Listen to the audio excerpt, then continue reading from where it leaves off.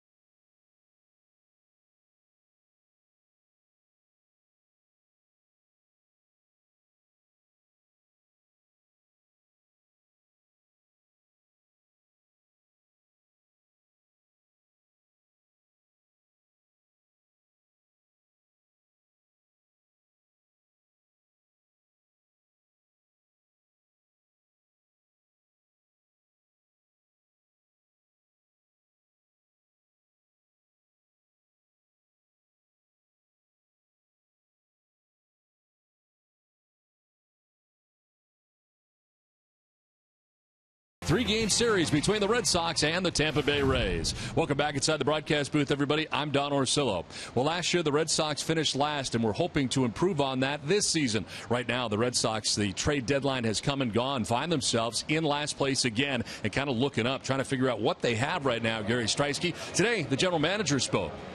Yeah, I guess, Don, a lot of the projected big splashes a lot of people thought the Red Sox would make turned out to be nothing more than the Red Sox dipping their toe in the water. Perhaps the biggest wave they made, as I step away now from my cliches using water, was general manager Ben Cherington being pretty candid at the state of his Red Sox 103 games into the season.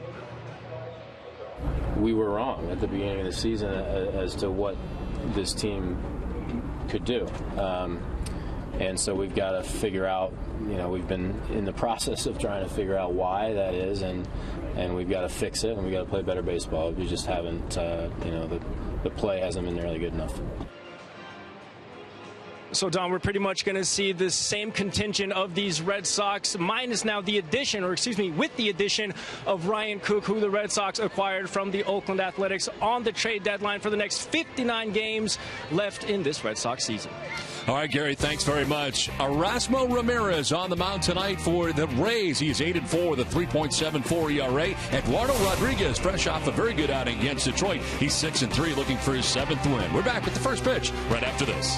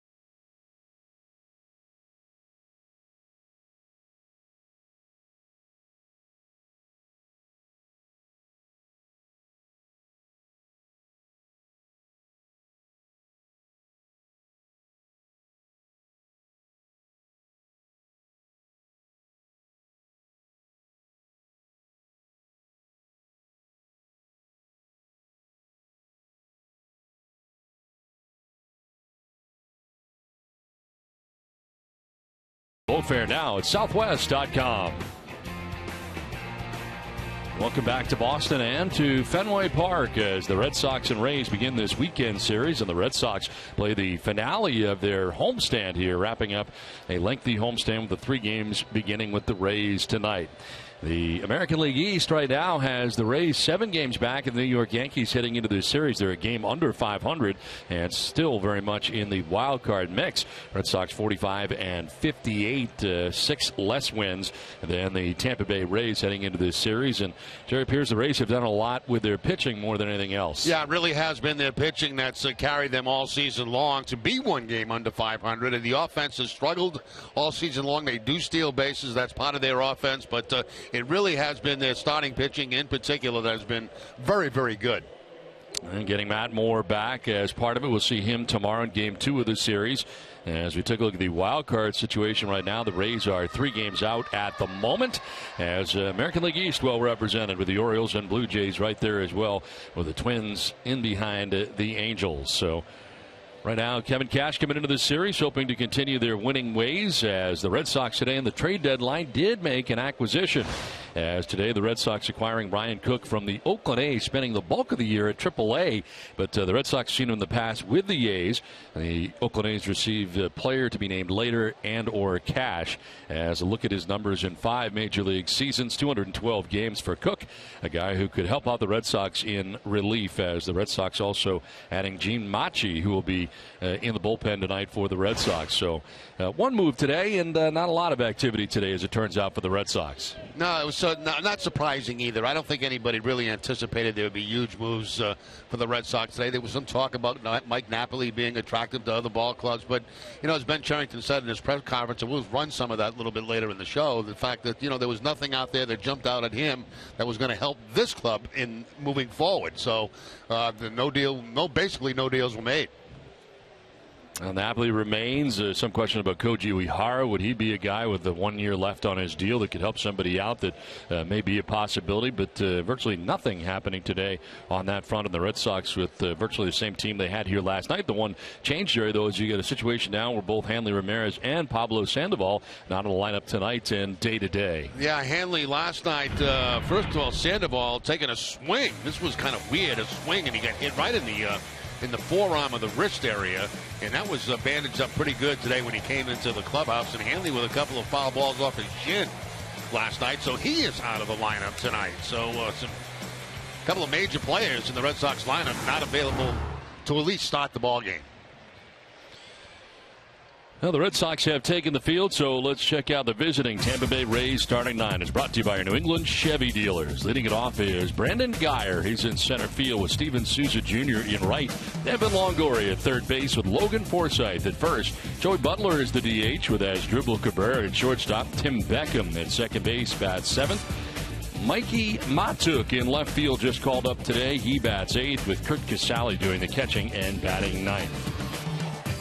Red Sox starting pitcher presented by your local New England Audi dealers. Eduardo Rodriguez making his 12th major league start, 6-3 with a 4.26 earned run average, 52 strikeouts to 20 walks, and opponent sitting at 231 against Rodriguez. A victory last time out against the Tigers. Well pitched ball game as he went 7 innings, giving up only 1 run. He struck out 6 along the way.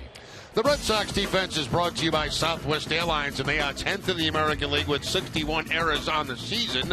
Josh Rutledge will be at third base, Xander Bogaerts the shortstop, Brock Holt at second, and Mike Napoli the first baseman. Left to right, Alejandro De Aza, Jackie Bradley Jr., and Rusney Castillo, and Blake Swihart doing the catching for Rodriguez. Tonight's umpires are brought to you by Buick. Experience the new Buick lineup during this year's Sign and Drive. See your local Buick dealer today. Chad Fairchild has the plate with Sam Holbrook at first base. The crew chief Greg Gibson is at second base, and Clint Fagan, the umpire, at third. Where available, this telecast can be heard in Spanish by selecting the SAP button on your television remote. Enjoy the game. Buenas noches, amigos. 85 degrees as we get it started tonight. Breeze out to right at 15 miles per hour, and the forecast clear as it is right now. Lots of blue sky above. Lights are on as we get started on this Friday night. Eduardo Rodriguez with the first pitch of the ball game, and it misses for ball 1. Brandon Geyer leading it off here for the visiting Rays at 249. 4 homers and 20 runs batted in. Has good speed at the top of the order for the Rays. Steven Souza Jr. waiting on deck.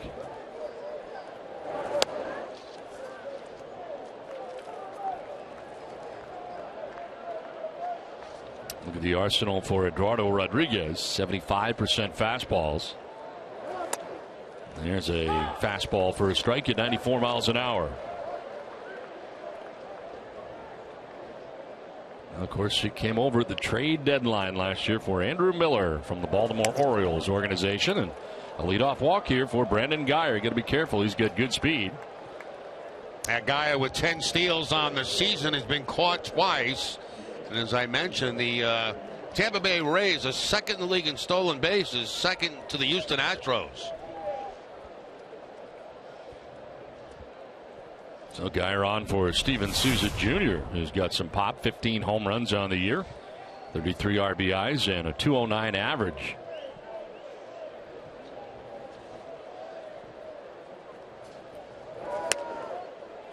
Strike on the outside corner to Souza.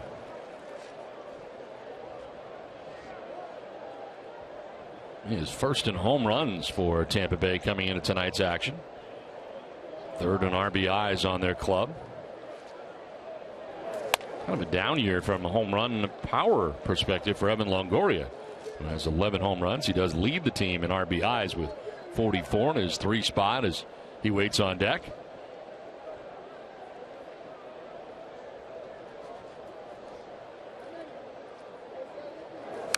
Souza fouls it off and is down on the count 1-2. You know, talking down in the view from the booth tonight about Rodriguez and the fact that every time he's had a bad outing, he's bounced back to have a very, very good outing. And that's good for a young player to make the adjustments the way he has made them to bounce back. Now, last time out, a very good outing against Detroit. That followed, a bad outing against the Angels. So, it doesn't stay with him very long. He's able to bounce right back.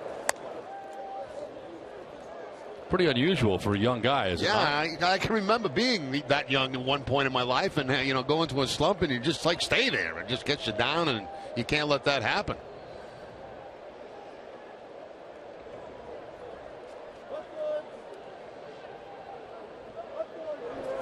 Broken back grounder right side, slowly hit. Holt has one play. It's at first, and he throws out Souza as Guyer takes second base.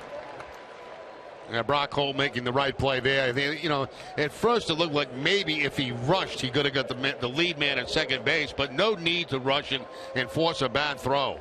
Just takes the out at first base, and now Longoria comes to the plate. Plus, he's moving to his left. You see him take a peek over there. He wasn't 100% sure. Just get the out at first.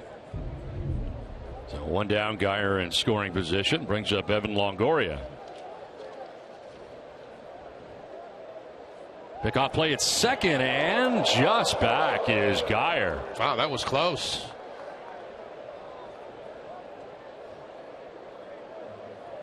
Red Sox on the phone checking this, to see if they want to make an appeal.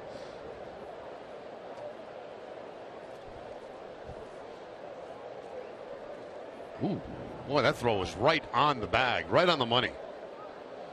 But apparently the hand getting back. No challenge from the Red Sox. And a pitch that is going to miss low for ball 1. 266 on the year for Longoria. I mentioned his home runs and RBIs at 11 and 44 respectively. A 6-game hitting streak come to an end on Wednesday against the Tigers.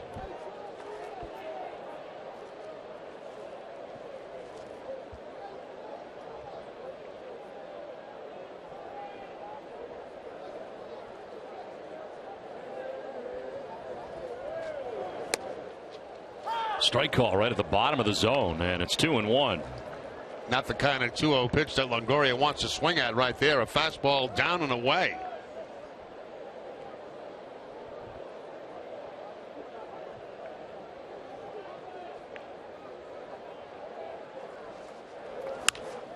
to left field. DeYaza was playing deep, and that ball gets in front of him for a hit. They stop Geyer at third as DeYaza gets it back in. He was deeply situated in left field, and a base hit for Longoria. Rays have runners at the corners. Now that was, in my opinion, kind of a tough one to read for the base run to Geyer, because you're not sure if DeYaza right there is going to come in and make the play, but he read it pretty well. He just went on to third base and was held up there as DeYaza did make the play. You can see him getting his secondary lead. He reads the line drive and actually read that ball very well,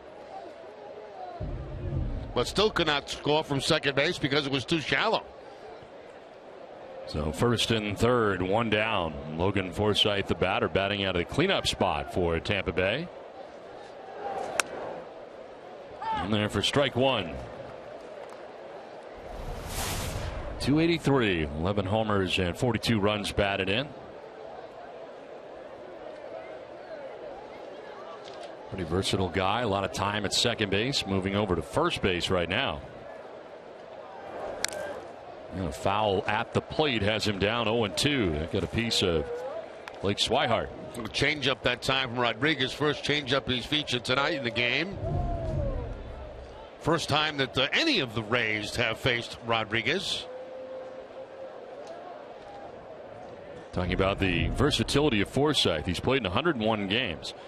77 at second, 12 at first, 4 at third. He's been a DH as well. He'll take a ball, and it's 1-2. Kevin Cash's team coming in 7 games back in the New York Yankees in the American League East, but very much in the mix in the wild card scenario. Forsythe fouls it off to the right, back and out of play. Yeah, it's interesting when you look at the wild card now, Don. There are quite a few teams still involved. Yep. And that's what makes the July 31st trade deadline pretty tough to figure out whether you're in it or not. You got a lot of baseball left, 2 months. Rays kind of right now 3 games back and in the mix in the American League East, with the teams in front of them being Toronto and Baltimore. And boy, Toronto did a lot. Wow. They are all in, as it were. For a team in the past that had not been active, they were very active.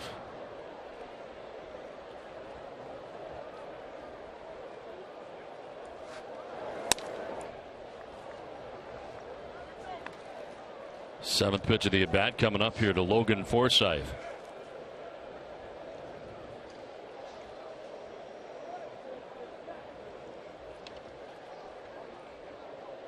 Geyer at third, Longoria at first, 1 out. And a payoff pitch coming up here to Forsythe. That is ball 4, and this will load the bases. The second walk of the first inning given up by Eduardo Rodriguez. And Carl Willis, the pitching coach, coming out. We'll take the family to Fenway one last time before summer is over with the Red Sox end of summer family pack, August 17th through August 23rd. This package includes game tickets, free parking at the Prudential Center Garage, a free duck boat tour ride to and from Fenway Park, and a free hot dog and Coke. How great of a deal is that for the whole family? Well, it's hard to believe that we're going into August.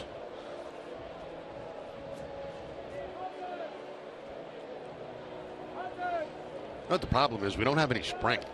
No, you go right from winter to summer without any spring. Summer. And summer's very short. Yes. Especially this summer. Now bases loaded, 1 down. Joey Butler coming up here for the Rays. Been a pretty patient hitter.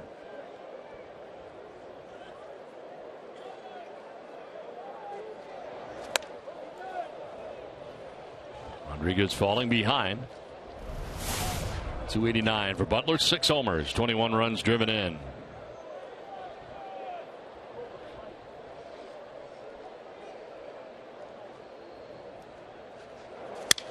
On the ground towards second, Brock Holt will go to second for 1. On to first, it's late. It pulls Napoli off the bag. Run scores, and the Rays take a 1-0 lead. Red Sox cannot turn the double play, and a run comes in for Tampa Bay. I was watching that throw from Bogaerts. Did that hit the runner coming in the second base? No, apparently not. Not even close.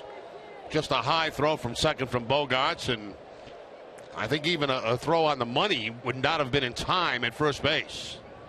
That ball just took off. It just rose, and that's why I thought it hit somebody, but it did not, as the runner was clearly down. But you can see Bogart jumping up with Napoli to help him try to catch that ball. So run in first and third now with 2 down as Drupal Cabrera, the batter. And leadoff walk costly for Eduardo Rodriguez. As ends up walking Brandon Guyer, who scores.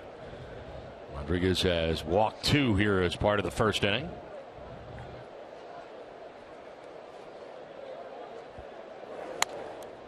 Former Cleveland Indian as Drupal Cabrera.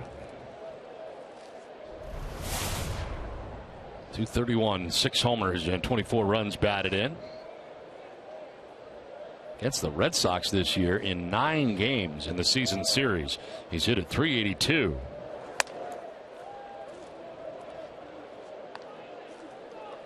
Spent time on the DL with a right hamstring strain. Missed 11 games. 4th stint on the DL in his 9-year major league career.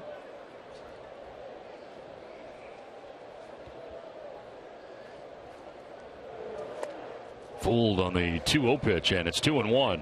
Change up right there from Rodriguez inside. It was supposed to be away. It ends up inside, but still had a lot of dip on it right at the end. You see the change up grip by Rodriguez, and the swing and miss by Cabrera. Last 5 games, the Red Sox have given up 14 first inning runs. And the White Sox took advantage of that over the last couple of days, and pitch in there for a strike. Cabrera did not like it. You can see why. Appeared to be outside.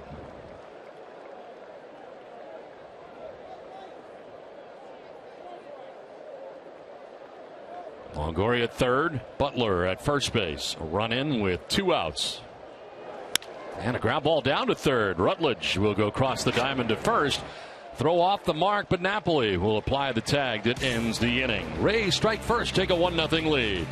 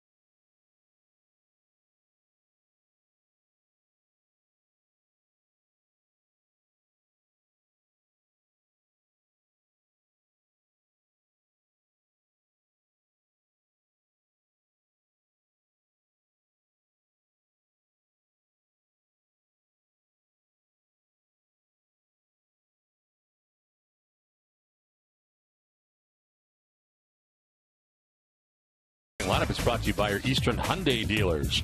Brock Holt leading it off at second base with Xander Bogaerts at shortstop, David Ortiz the DH, Mike Napoli at first base with Alejandro De Aza in left, Rusney Castillo in right, Blake Swihart doing the catching tonight with Jackie Bradley Jr. back in center, and Josh Rutledge getting his first start in a Red Sox uniform.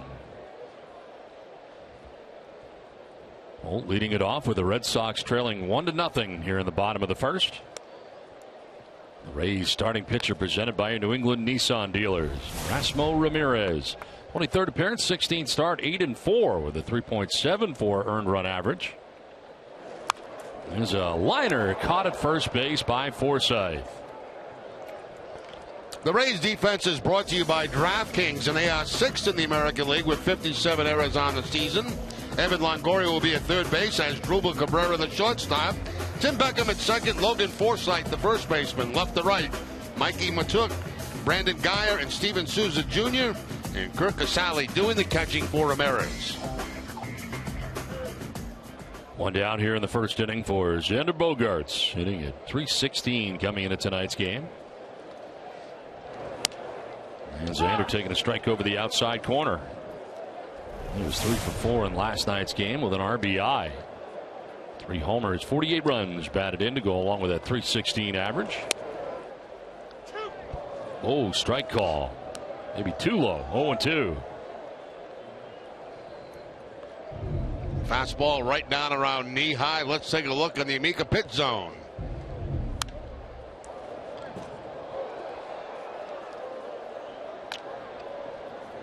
Number 2 there, as you see. 1, 2, 3. 2 was borderline.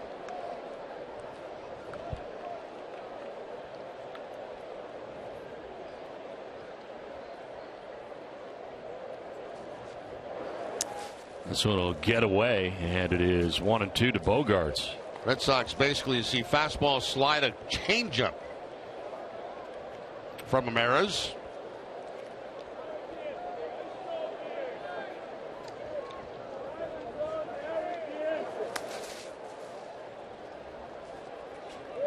Last time out against Baltimore, he went 7 1/3, giving up 5 runs. That snapped a string of 9 consecutive outings of 2 or less runs allowed by Erasmo Ramirez, as the Orioles were able to get to him for 5 runs in 7 1/3. There's a ground ball towards first base and through the wickets. Forsythe cannot make the play. Right through the legs and into right field, and aboard is Bogaerts on the miscue. Well, that ball hit on the lip of the grass and where the dirt begins and stayed down. And that's why it went between the legs of Logan Forsythe. Watch that bounce right there. It stays right down on the ground.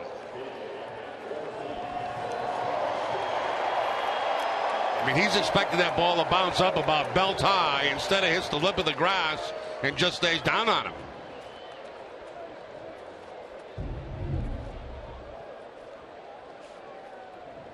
No error charged here to Forsythe. 1 out in the inning. Bogaerts aboard at first. Rays into the shift on David Ortiz. As Beckham ducking back to short right field.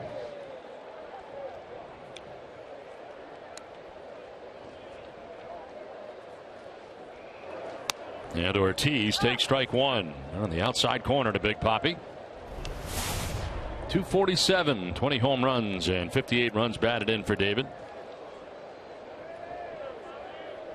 3 for 3 in the ball game last night with a double and a couple of RBIs. Also walked in the game last night. Big swing there and a miss. Pitch in the dirt. That's the changeup right there. The Red Sox, especially left-handed hitters, will see a lot of changeups from Ramirez. 81 miles an hour, down out of the strike zone.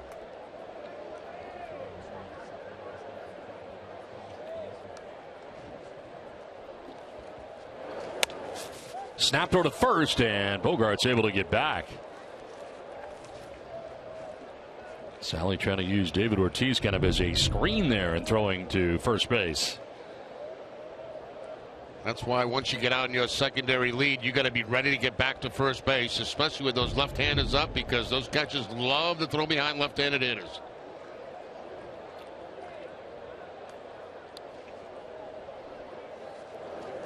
Bouncing in, taken off right away is Bogaerts to second base, and he will be safe. Saw the ball in the dirt. He took off, gets there barely. Good aggressive base running by Xander Bogaerts. He reads ball in dirt and just takes off at second base. And we mentioned many times, very seldom will a catcher come up with that ball clean.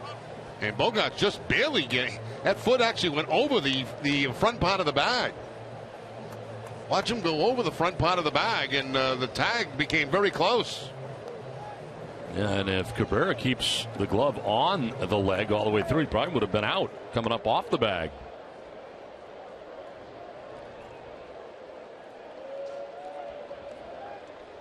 Wild pitch, the call that has Bogaerts to second base. 2-2 pitch. Down again for ball 3. Well, David getting his 20th home run of the year on Monday. It's now 14 straight seasons with 20-plus home runs, extending his club record, which had been 13 straight.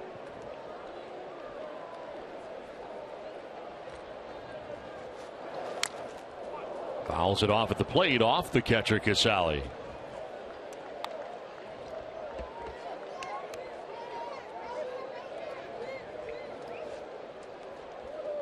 Mike Napoli on deck with one out here in the Boston first inning.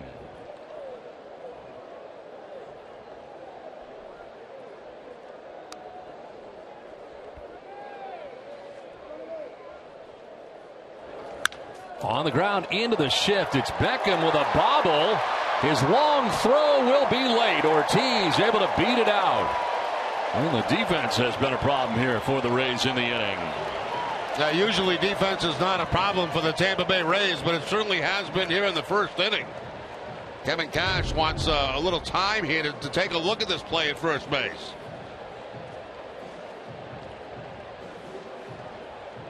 I think David beat it. One more look. Yeah, he's got the bag. Error charge to Beckham. So an E3 and E4 in this inning now for Kevin Cash's Rays.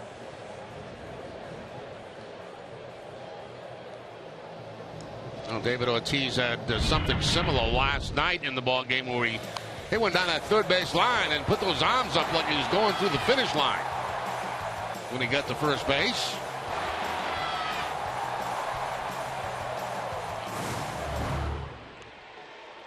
So first and third, one down here in the bottom of the first inning, and Mike Napoli coming up.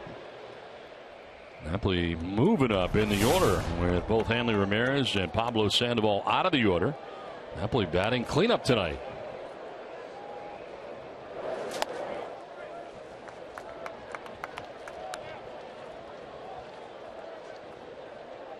.344 in the last 10 games. 2 homers, 6 runs batted in. Held hitless in last night's game, going 0 for 3.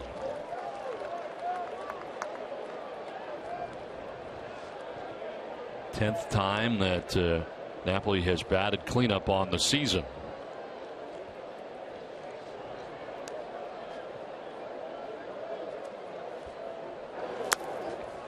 Bouncing it in for ball 3.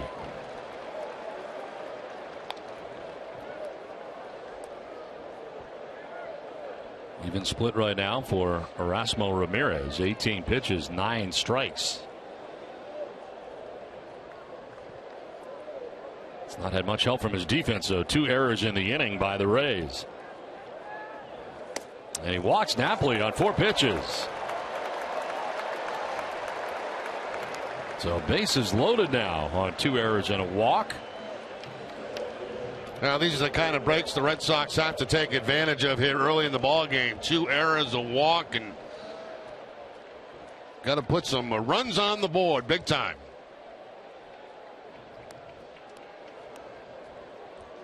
Make them pay for giving away outs. Alejandro De Aza hitting at .260, 6 homers and 26 runs batted in.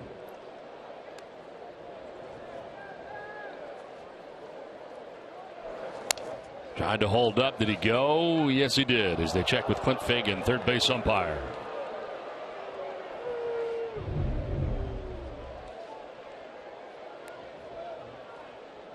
Very, very close that time for De Aza, but I do believe he did break his wrist on that.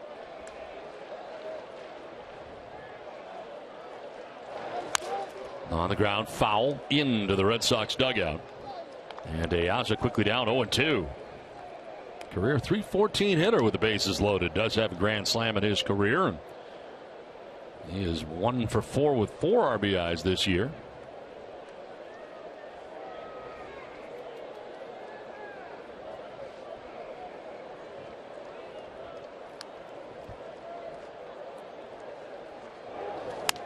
Tried to hold up. Did he go? They check. No, this time, says Fagan.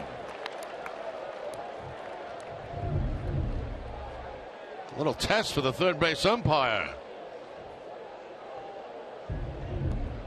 And I think he's passed both.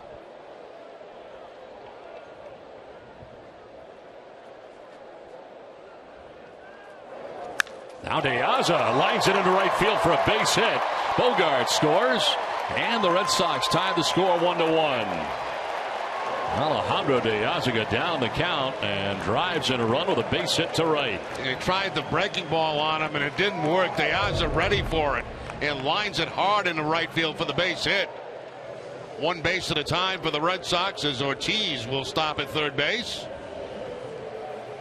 And you see the slider right there that's going to hang out over the plate down. Perfect spot for a left-handed hitter. And nice hitting by De Aza. This is the 6th consecutive game that Xander Bogaerts has scored a run. Ties a career high for Bogaerts. As Rusney Castillo, first pitch swinging for strike one. 256, 2 homers, and 7 runs batted in for Castillo. Last night getting a home run. Went off the bottom of the 7th inning with his 2nd home run of the year. Ground ball towards shortstop. Cabrera's coming home with it. And a nice pick at the plate for the force out at the plate by Kurt Casale. And the out of David Ortiz for out number 2 of the inning. Yeah, once Asdrubal Cabrera knew that Ortiz was the runner at third base, he knew he had a chance to go home to get him. See Cabrera playing back in double play situation, but once a ground ball is hit, he knows when he's going to charge it. He can come in and make a play at home plate and has no problem getting Ortiz. They probably would not have got the double play because of how slow the ball was hit, but they do get the out at home. Bases loaded, 2 down, and Swihart taking a strike over the inside corner. 239 average coming in for Swihart. Home run, 12 runs batted in. They are shifting on him here in the infield for the Rays.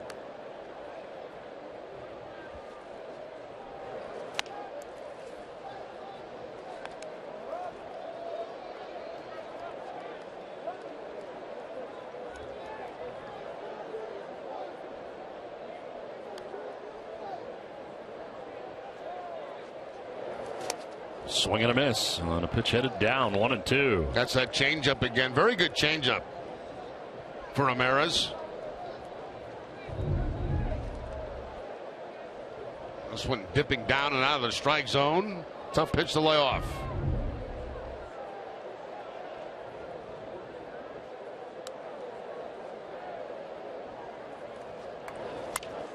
Little bloop to left.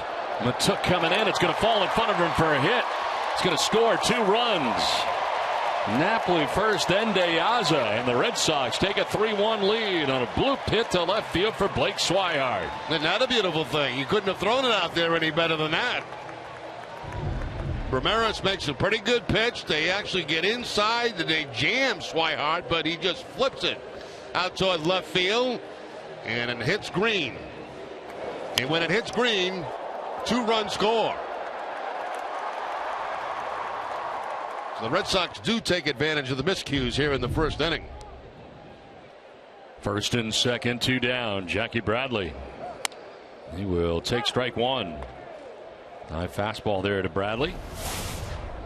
139 with a home run. 3 runs batted in for Jackie. That's with Rusney Castillo at second, Blake Swihart at first.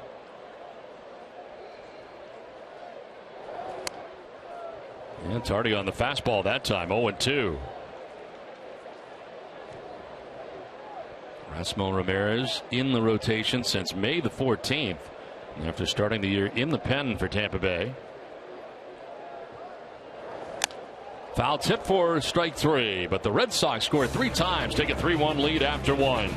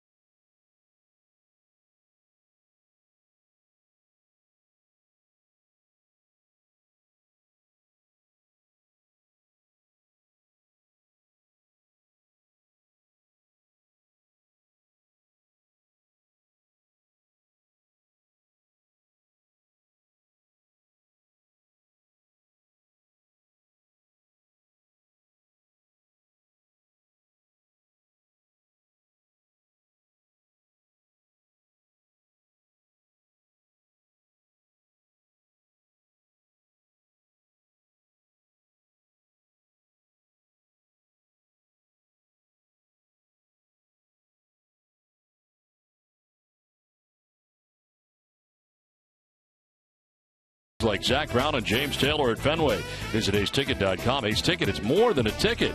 And tonight, Ace Ticket has some special guests here at Fenway. Contestants from the hit TV show Survivor are here enjoying the Sox game.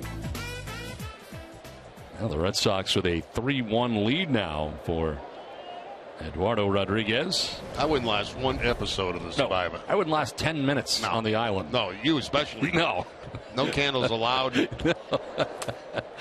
Yeah, I don't think it's for me. I really don't. I don't even like camping. No, unless a Survivor on an island. You're very pampered. Bottom third of the Rays order. Beckham, Matuk, and Casali to bat in the inning. Beckham charged with an error defensively. What can be your first Red Sox game? Good start to it. Red Sox on top 3-1. And 2 walks in the first inning allowed by Eduardo Rodriguez. Got behind here. 3-1 right now to Beckham.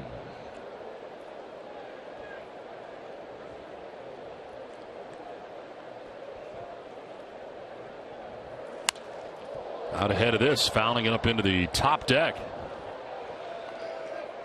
Now, it looks like we're going to have a great weekend here at the ballpark. 80 and sunny for both Saturday and Sunday day games. If you're trying to come to the park, head over to redsox.com or to the day of game ticket window at Gate E on Lansdowne Street, which is open 90 minutes before each game. Check out some Red Sox and Rays baseball this weekend. On the ground is short, a high hop. Bogarts throws out Beckham.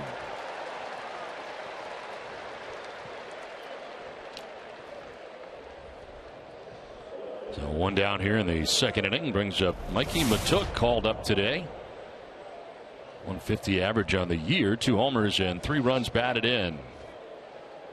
Been up a couple of different times with the Rays this season. As Don mentioned, just getting the call today. Now, this is his 4th stint with Tampa Bay as he fouls it off.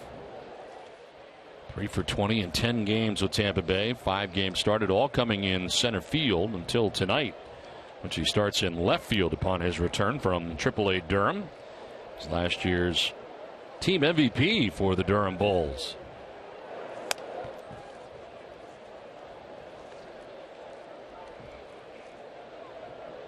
The team at average last year, 292, 143 hits for him. It's a high fly ball to left field. Back goes De Aza, and that ball is going to be off the scoreboard. De Aza will get it back in, but not before Matuk stands at second base with a 1-out wall ball double. Well, Matuk gets the changeup that time from Rodriguez and puts it up off that left field wall. Changeup not down and stayed up in the zone a little bit, and Matuk taking advantage of that. And De Aza, realizing he has no play at second base, will just casually throw it in after playing it off that left field wall. So 1 out, a runner at second for the Rays catcher Curt Casali. At 283 with 7 homers, 11 runs batted in.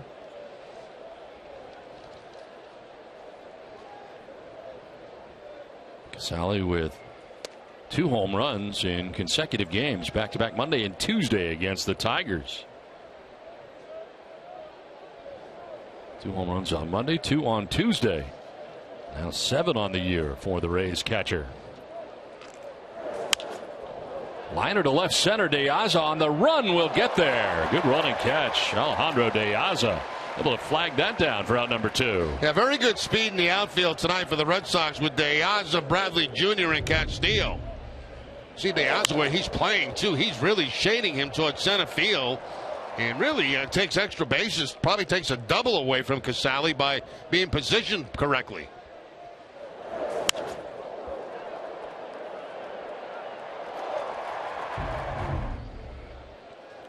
So Matuk remaining at second base, 2 down for Brandon Guyer. First pitch swinging, fouls it off to the right, out of play.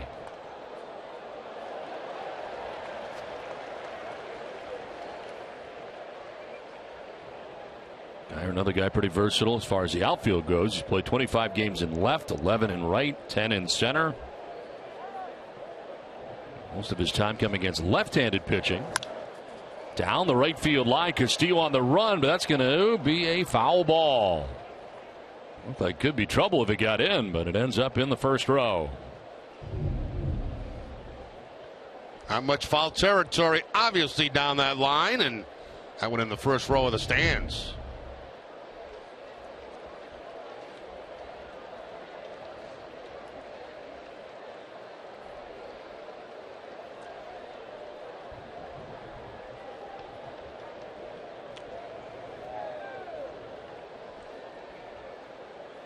Everybody's got a story to tell.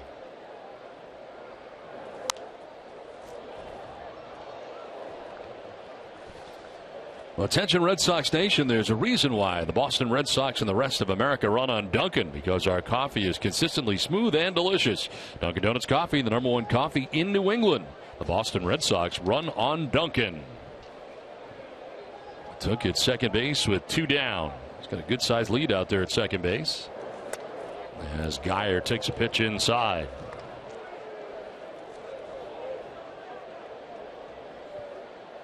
Steven Souza Jr. on deck for Tampa Bay. Rodriguez trying to pitch his way around a 1-out double. This will get away a long way from Swihart after the swing and miss by Geyer, and he will reach. So Geyer striking out but reaching at first base on what will likely be a wild pitch. And Matuk taking third. I couldn't tell if that was a slider or a changeup, something off speed. Now it looks like the changeup, and it was supposed to be away. Instead, it goes inside, and Swihart has a block off his glove, then his chest protector, and everybody's safe. So an extra out given right here by the Red Sox to the Rays. First and third, 2 down. Steven Souza Jr. Mentioned he's got some power. Gets an opportunity here. 15 home runs on the year.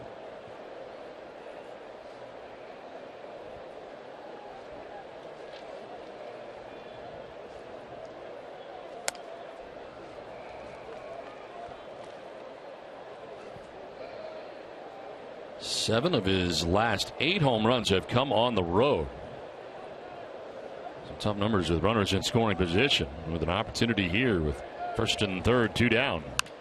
And a fly ball down the right field line, foul.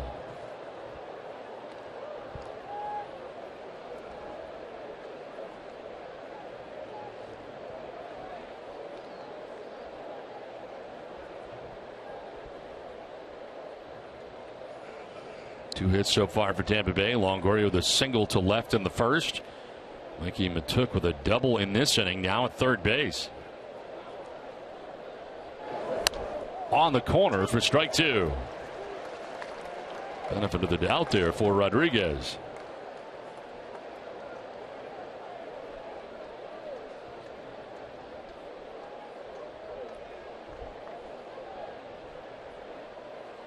Looks like going right back out to the outside corner.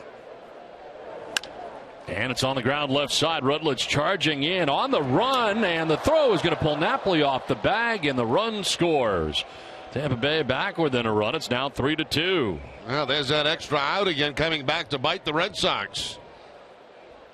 Rutledge had a long way to go to make this play to his left, and the throw on the run is going to pull Napoli off the first base bag.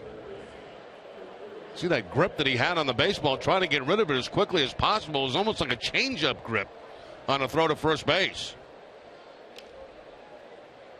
So a single and an RBI for Steven Souza Jr. on the play. First and second now for Tampa Bay with 2 down. Evan Longoria. He singled to left field in the first inning.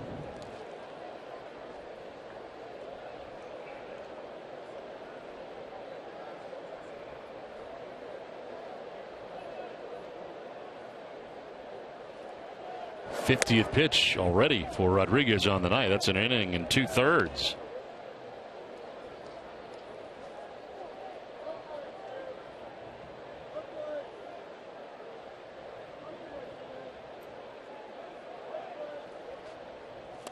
And a swing and a miss.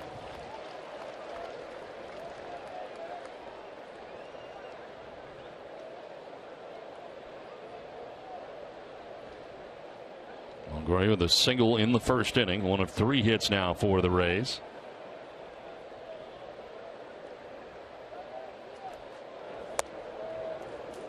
.95 but low.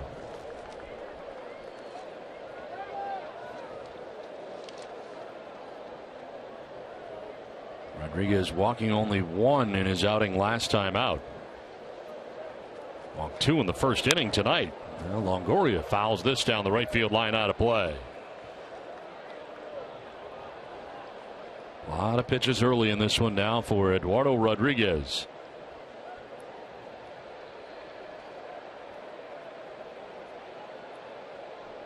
Runners can get a start with 2 down and the full count.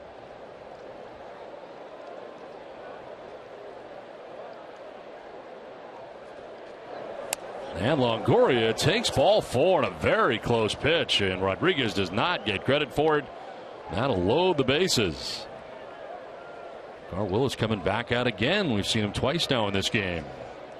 Now, the fastball command just not quite up to par so far in this game, as you see that pitch just barely on the outside part of the plate. Longoria had no doubt that it was ball 4, and now they're trying to calm Rodriguez down a little bit. Well, during today's pregame ceremonies, Echo Store Technologies donated a total of $50,000 to 4 different charities. Echo Store proudly supports the Clada Fund, the Greg Hill Foundation, Massachusetts Down Syndrome Congress, and the Sean Thornton Foundation. We thank Echo Store for being a great partner of NESN and for their continued support and commitment to local charities. Thank you. Great to see Sean Thornton back.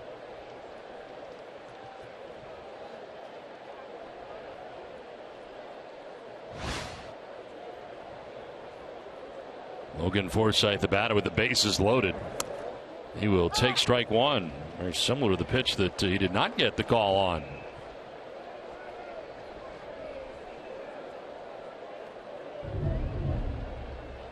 Well, it's supposed to be inside, but it goes away, and that time it's called a strike. Fly ball center field, playable for Jackie Bradley Jr. out there.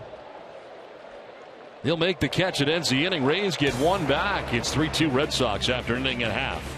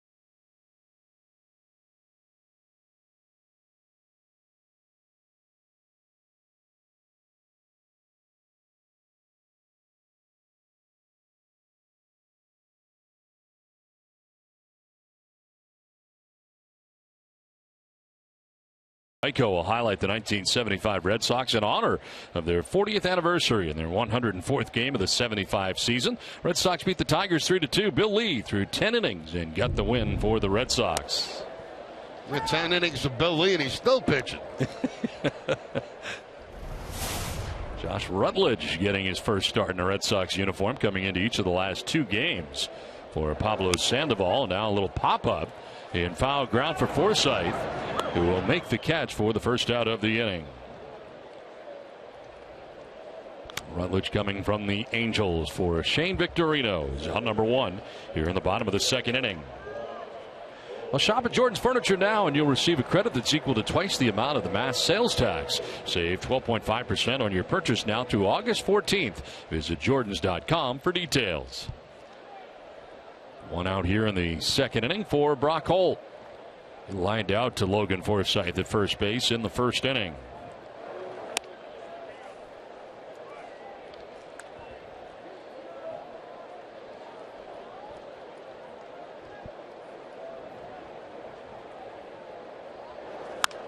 Lined into right this time, up over Forsythe at first base.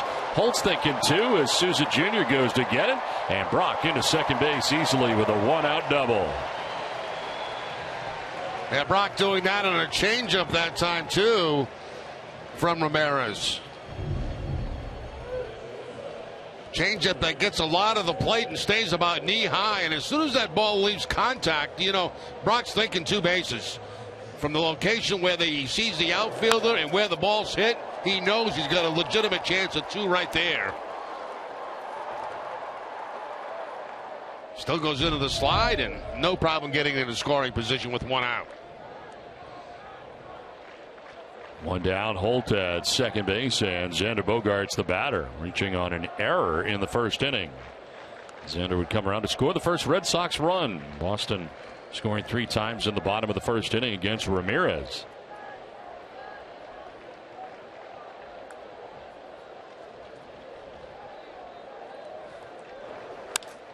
On the ground, foul just outside of the bag at first.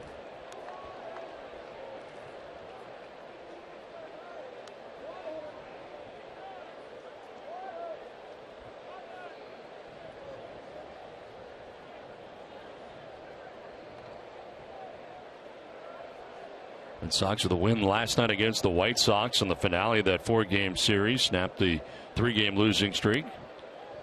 Red Sox 3-4 in their last 7 games. As Ramirez zips that fastball outside.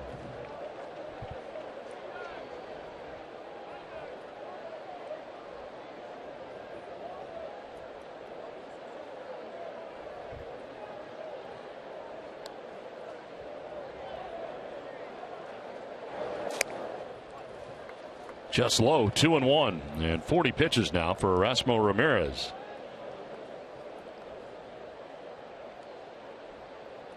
Jim Hickey, the pitching coach for the Rays. Another good year for Rays pitching, 3.50 as a staff.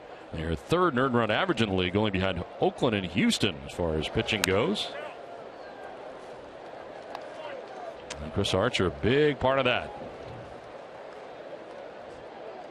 9-8, but a 2.54 earned run average in 22 starts on the season for Tampa Bay. And Red Sox will miss Archer in this series. Let's see Matt Moore and Nathan Carnes is on the ground, foul over by the Rays dugout. I want to remind you to follow the Red Sox all season with MLB.com at bat, the #1 app for live baseball. Get MLB.com at bat for your smartphone or tablet today.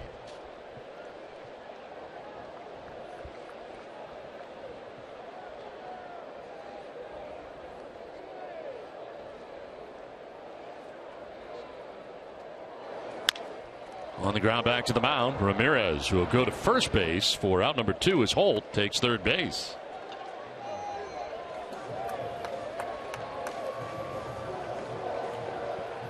So 2 down, Holt 90 feet away as Bogaerts grounds out, and here comes David Ortiz.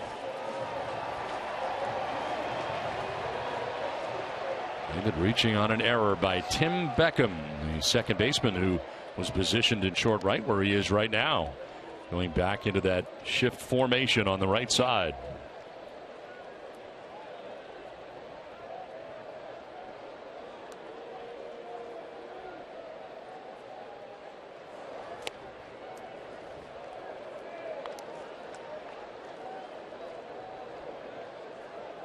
Outfield very deep for David Ortiz, especially Brendan Guyer in center field.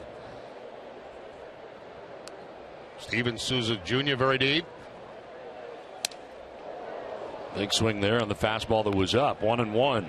See Ortiz making that motion too. The ball was too high for him to be swinging at, especially when he was ahead in the count like that. Elevating the fastball up around letter high.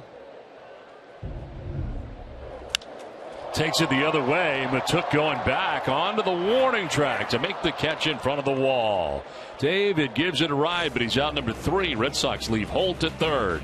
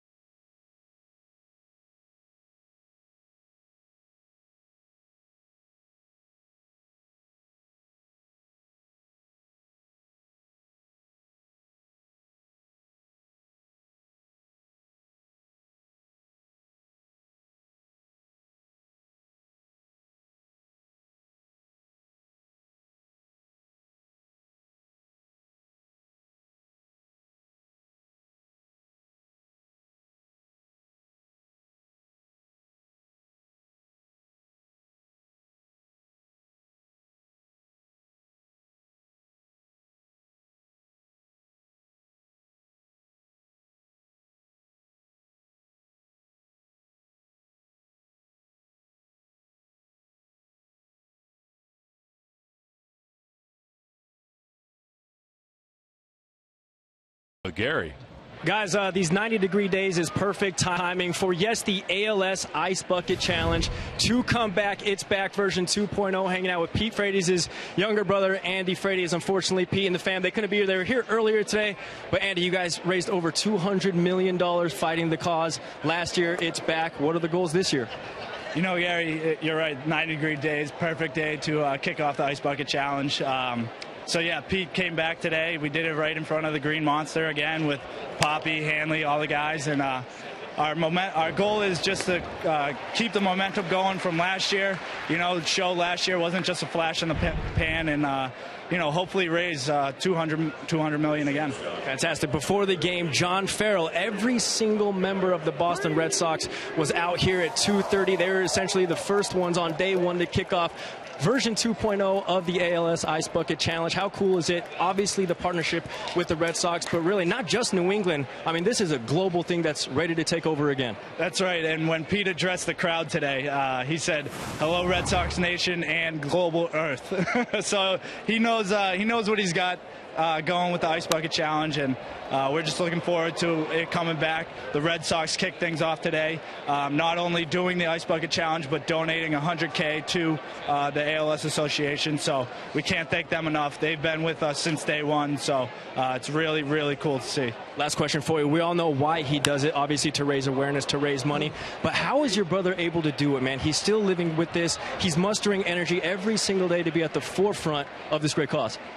You know, he just knows what he has. He's such a special person, and that's not to say that, you know, he isn't doing it for everyone else. He's very unselfish. He thinks about all the other people that aren't fortunate enough to have the special support system that he has, that the Red Sox, the Bruins, the Celtics, and the Patriots. So he thinks about others, and I would be stupid to not say that he's doing it for his wife and his daughter, Lucy. Fantastic, Andy. Much appreciated for taking a couple minutes with us. You know what that means. Get those camcorders ready. Get those ice buckets ready. Pete, we love you, man. Keep doing your thing, brother. And we'll see those videos online, hopefully. That's right. Good stuff, guys. All right, Gary, thanks very much. It is good stuff, and great to see the Red Sox partaking once again this year. I had the chance to watch those guys do that today. It was amazing. All together down there on the field, right in front of the Red Sox dugout once again. Tim Beckham batting here with a runner at first and one out. Hot shot by Cabrera that went off Eduardo Rodriguez, then kicked out to Bogarts, and infield hit for Cabrera as Beckham with a swing and a miss. I think that's something we should do at Nesson. We should all get together and probably do that ice bucket challenge. We didn't do it last season. Yeah, sounds like a good idea.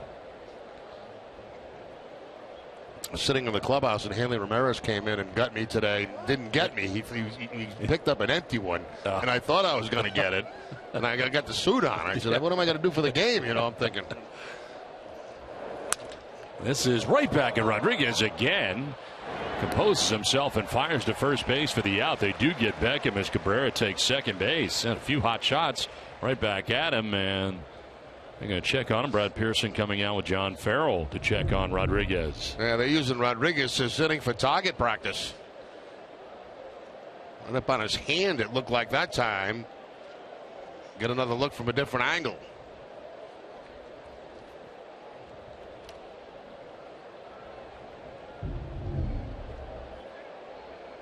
It looks like they're looking at the hand.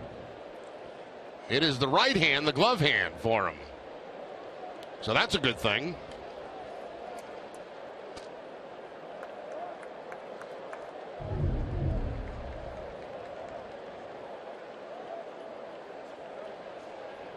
Gets the glove up, knocks it down, and apparently got a piece of his hand or wrist.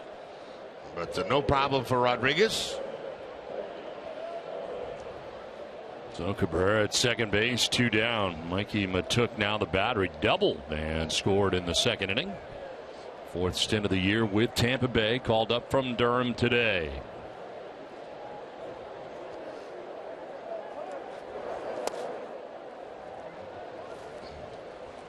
DraftKings.com is paying out over $300 million this baseball season. DraftKings has given out $34 million to Boston residents alone since the site launched. Get your free entry into a one-day fantasy baseball contest today using promo code NESSON. That's in there for a strike fastball.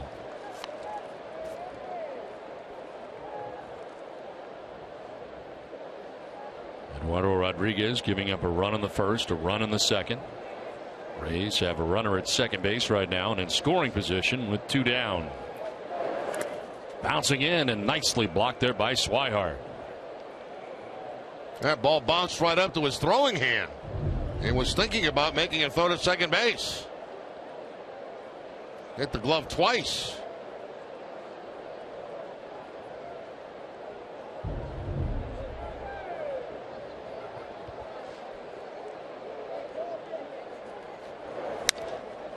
Opposite field, base hit into right, and around from second base comes Asdrubal Cabrera, and the Rays have tied the score 3-3. A 2-out RBI single for Mike Matuk, and it's tied up. Now second hit of the game from Matuk, who was just called up a double back in the first inning. Now he goes down low and away to get that fastball. Very good hitting right there as he lines it past Brock Holt for the base hit and RBI.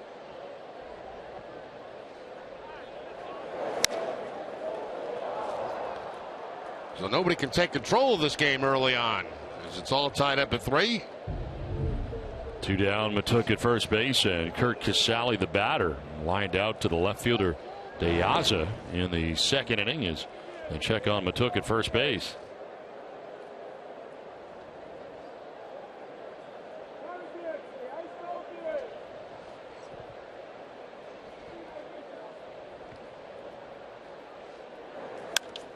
High fly ball into shallow left. Bogarts back pedaling. In comes De Aza, and it's a left fielder who makes the catch. It ends the inning.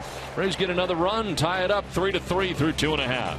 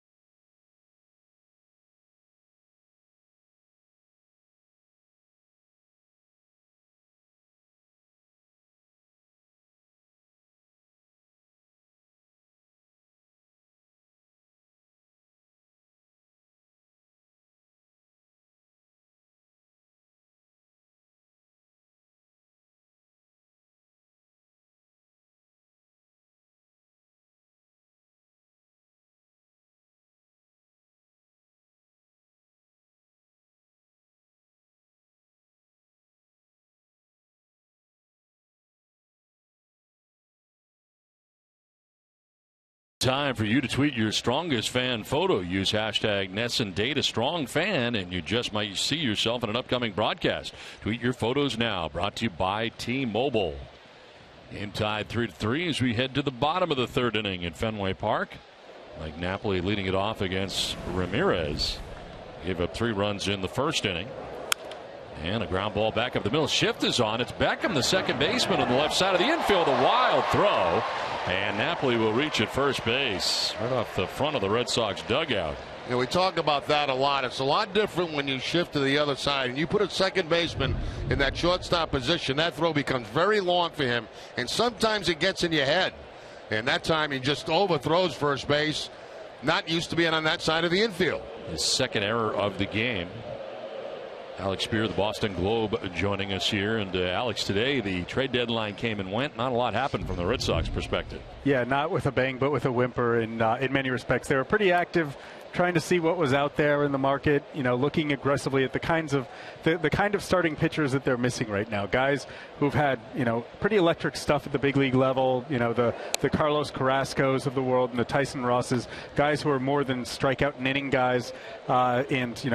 Ross combines the ability to get lots of strikeouts with ground balls. But those are deals that are really tough to get together when you have two teams that are neither of whom are really contenders, because who's motivated to make that deal happen? And so the net result is that it ended up being for all parties involved really kind of information gathering to lay the groundwork for some of the conversations that are going to happen come the off season. But when you think about it, it probably isn't the time for the Red Sox to upgrade they need better pitching. They know this, right? Everyone knows this. But it doesn't make a lot of sense for them to do it at a time when the supply is going to be vastly diminished over what's going to be available in the offseason. You have this big offseason coming up when there's so many free agents who are going to be hitting the market with an opportunity to be perhaps that front of the rotation guy. And so against that backdrop, the price of acquiring some of these younger pitchers or the guys who are under control for a few years might be very different than it is in the middle of a season when they're viewed as potential difference makers in a pennant race. Who do you think did the best? Toronto did pretty good, I think. Wow. I mean, to be able to add, really the best arm that moved and the best position player that moved. I can't remember a team having two separate trades along those lines. So they have to be viewed as kind of having put themselves in great position. Alex, can you stay for another inning? That was awfully quick. Happy to do so. All right, Alex Spear will be back with us next inning. Double play ends the inning. Game tied 3-3.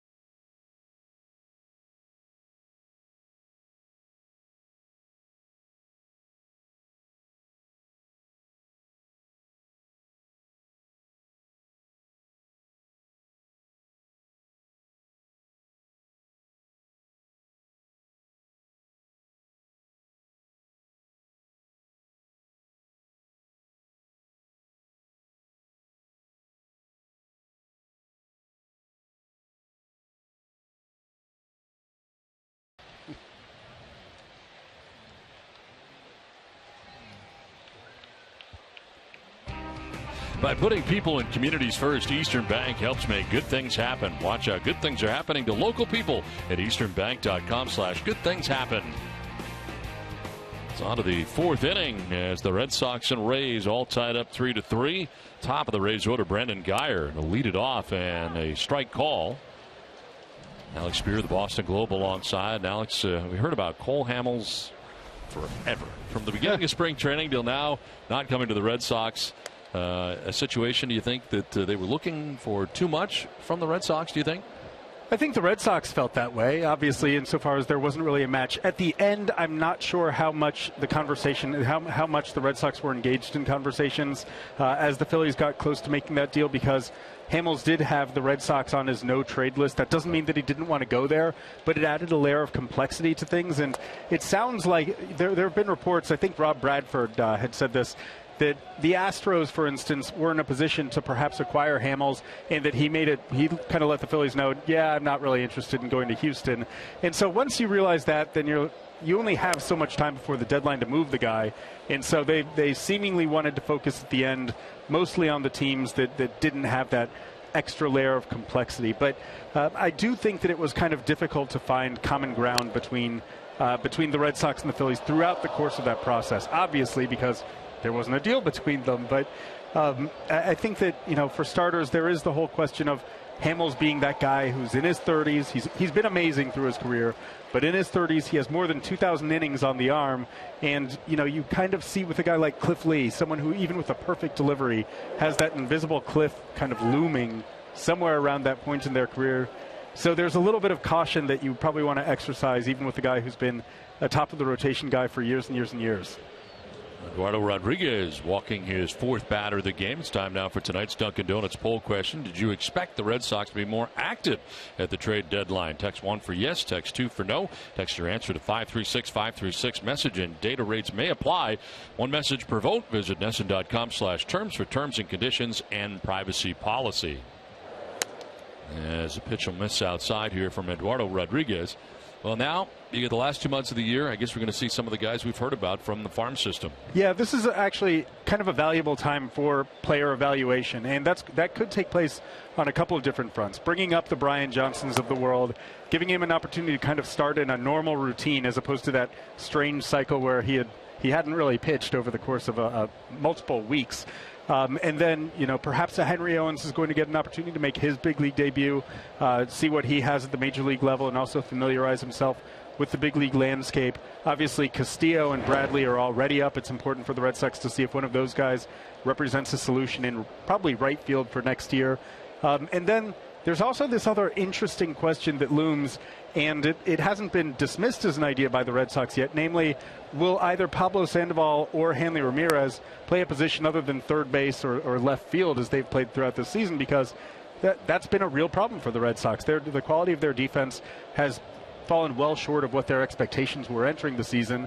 And so, as you're trying to figure out different configurations to get a better team going forward and a better defense going forward, you kind of start to think about, is there a different position that either of them can play that can give them a better team overall?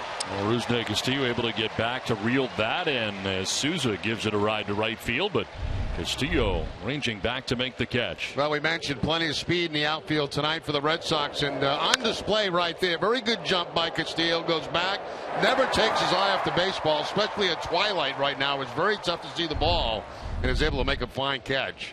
Do you see a scenario where you could see through the two guys you mentioned playing at first base, perhaps? I think that there's probably going to be an open conversation. The way that Ben Cherington phrased it today was that he's going to sit down. He hasn't had a chance yet, or hadn't had a chance yet, to sit down with John Farrell and the members of the coaching staff to figure out what they want to accomplish in terms of evaluating the team going forward over these last 2 months. But certainly that would be the obvious one, especially with Mike Napoli eligible for free agency after this year.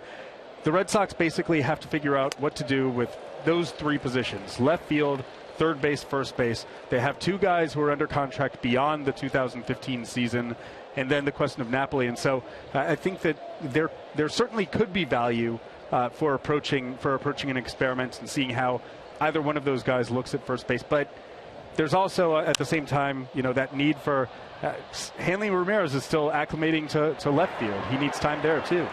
Well, Longoria driving one to the track, but Bradley back there to make the catch, and back to the bag at first is Geyer again. Some well-hit balls in this inning, but 2 outs now. Alex, I'm going to go back to Bradley for a second because, here's a guy that we know is sensational in center field. We saw that last year. We see it again this year. He's done everything he has to do at AAA. He just hasn't done it at the big league level. And I think he's a kid that's going to play every day from now to the end of the season so the Red Sox can find out if they got a big leaguer, or somebody else can find out if they got a big leaguer. I think you're dead on because he's proven everything that he can at the AAA level, but there's still that looming question of can he do it in the big leagues? And no one has the answer to that question right now. Unless he plays. And plays every day and not just getting, let's say 3 starts a week, all of which are against former Cy Young winners. He had a pretty tough go of things in terms of just the timing that his playing time came, but he has to show that his ability to improve his ability to put the ball in play in AAA can translate in the big leagues. You saw it in that first at-bat where he was blown away in 3 pitches with a couple of swings and misses pretty quickly, that there's still some swing and miss happening at the big league level, whether that's just a level of kind of discomfort and trying to find his comfort level so that he can be the player that he ultimately will be, or whether that's a fundamental flaw in his swing and his approach. You're absolutely right. The Red Sox need to know that, and so does the rest of the baseball world, so that they can figure out what his value is going forward. But if he can hit it all, if he can hit 250 and get on base with a 300 OBP, he is a sensational center fielder. He's valuable to somebody.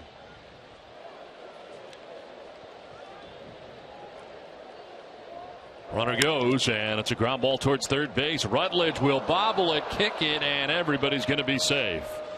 Came in. Forsythe will reach as taking second base is Geyer. There's been a lot of gifts in the early going in this game tonight. A lot of extra outs being allowed to both teams in this game.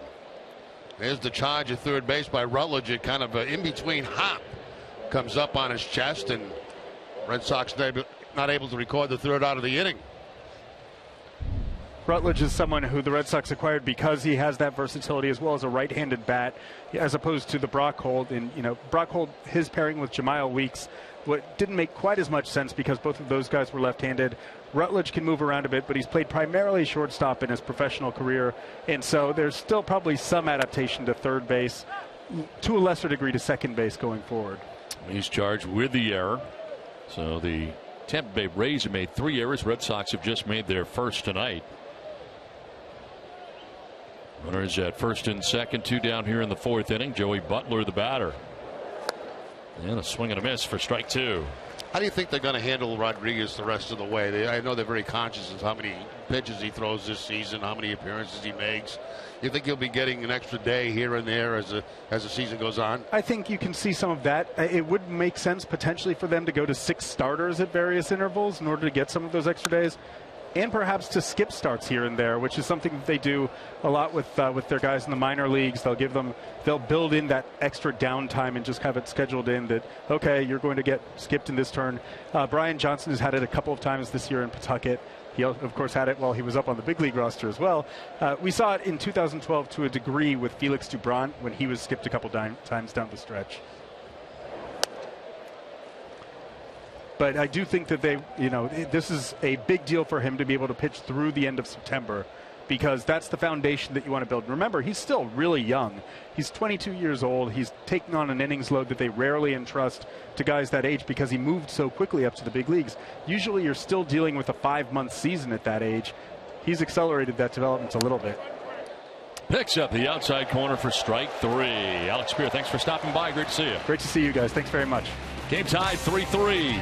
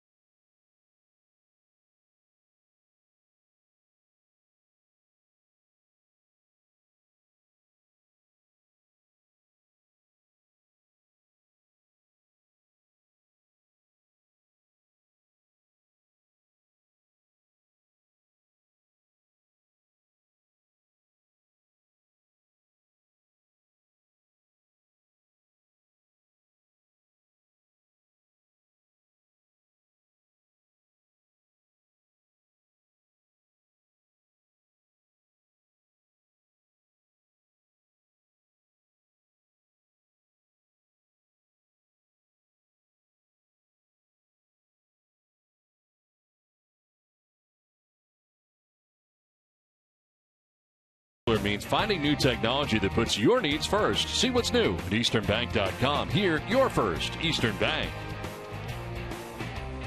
Back at Fenway Park, 3-3 the score as we head to the bottom of the fourth inning. Blake Swihart leading it off. And Jackie Bradley and Josh Rutledge expected to bat in the inning.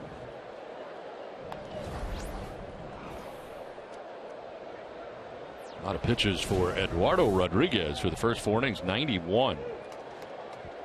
Pitch 52 of the night for Erasmo Ramirez in this 3-3 game. Swihart is 1 for 1 in the game. He singled to drive in 2 runs in the first inning. Grounds it foul off himself down the first base line. Got a little too close to the action. Fans with injuries get immediate care at the Beth Israel Deaconess Medical Center, first aid station behind Section 12 in the lower concourse.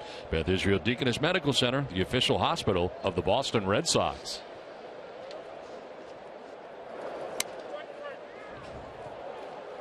There's a strike 3 call to Blake Swihart and the second strikeout of the night for Ramirez. Yeah, Swihart looked stunned. That was called a strike. Fastball inside. He was actually jumping back, it looked like, from the plate. Right underneath the arms. And it looks like it does pick up the corner. It's one of those where the catch is set up outside, has to reach across the plate. A lot of times you don't see that called a strike, but that time it was. So Swihart striking out. The other strikeout for Ramirez at the plate. Jackie Bradley struck out swinging to end the first inning.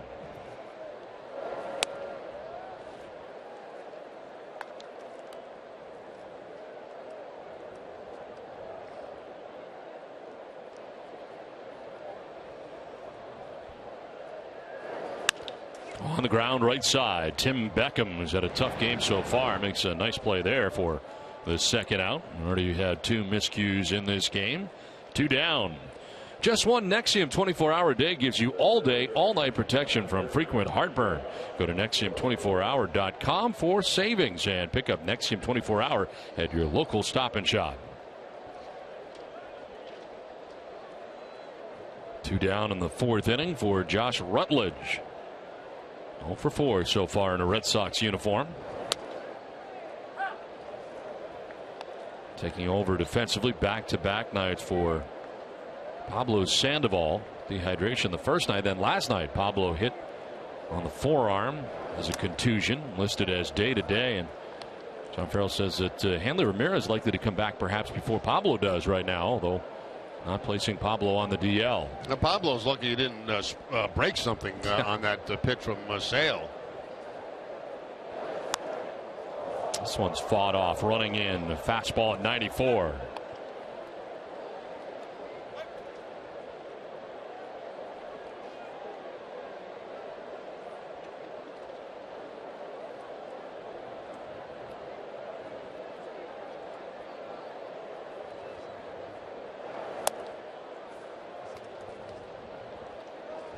Talked about Sandoval last night getting hit by a pitch, and one that he was swinging at, as you can see right there. And he's lucky it didn't break a wrist. A little bit higher than the wrist. Swing and a miss for Rutledge, who strikes out. Ramirez has a 1-2-3 fourth inning, game tied 3-3.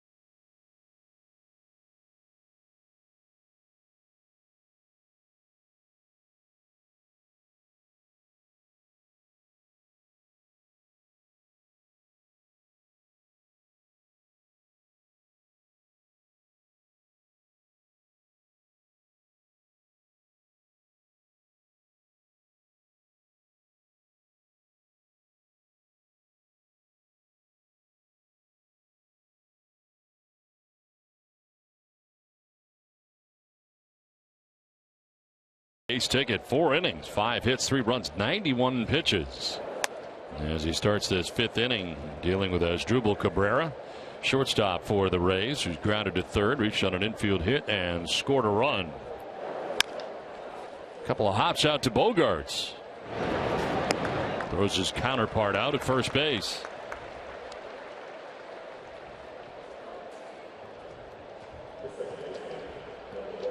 Sunday at an all-new Nesson clubhouse, Xander Bogaerts shows D'Angelo Ortiz how to hit off a tee. Let's find out if the knuckleball is an optical illusion. That's Sunday at noon on Nesson Clubhouse, presented by Delta Dental of Massachusetts.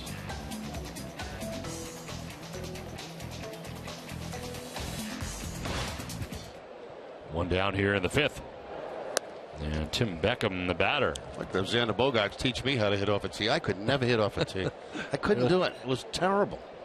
It was not a good way for me to practice at all. What'd you do? Hit the tee? I'd hit the tee. I'd swing on top of it. It was terrible. And I figured nobody tees it up. It's like golf. You know what I mean? You tee it up in golf, but in baseball, nobody tees it up at home plate for you. So why do you hit off a tee? Need somebody throwing it to you. Right. Well, you did all right for yourself, though. Fair. Just couldn't hit off a tee, that's all. No. Thank God. Thank God they didn't put it on a tee for me. It's a good thing the tee ball ends at a very young age and it's not part of the major league things. Yeah, you know, the guys that say, you know, well, that one, they put that one on a tee for them. No, I'm glad they don't do that for you. Would have been out of the big leagues in about a half a year. Playing ping pong back at college again. Yeah. Ball 2 strikes here to Tim Beckham with 1 out in the 5th.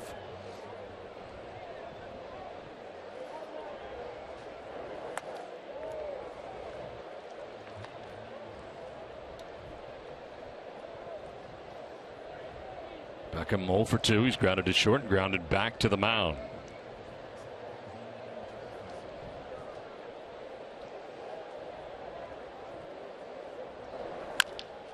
Chop toward shortstop slowly. Bogaerts on the run, will not make the throw, and reaching at first is Beckham. Good speed down the line, ball not hit hard. I was surprised when I saw Bogaerts not throw the ball, but then when I watched Beckham get down that line, I could see why. He was flying down that line, and probably a wise play there by Bogaerts not to throw it.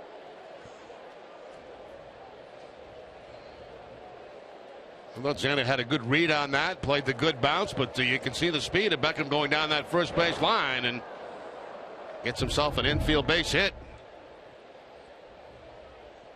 1 out, 1 on. Mikey Matuk, the batter, 2 for 2. He has doubled and singled, driven in a run.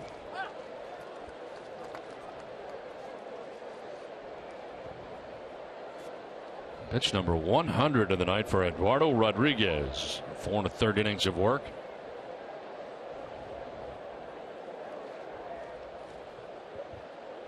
Did you have T-ball when you were growing up? No, I did not. I didn't either, no. Maybe that's why I could never hit off a tee. Yep. Let's see a Gondo in the pen. Now, Little League, but no T-ball.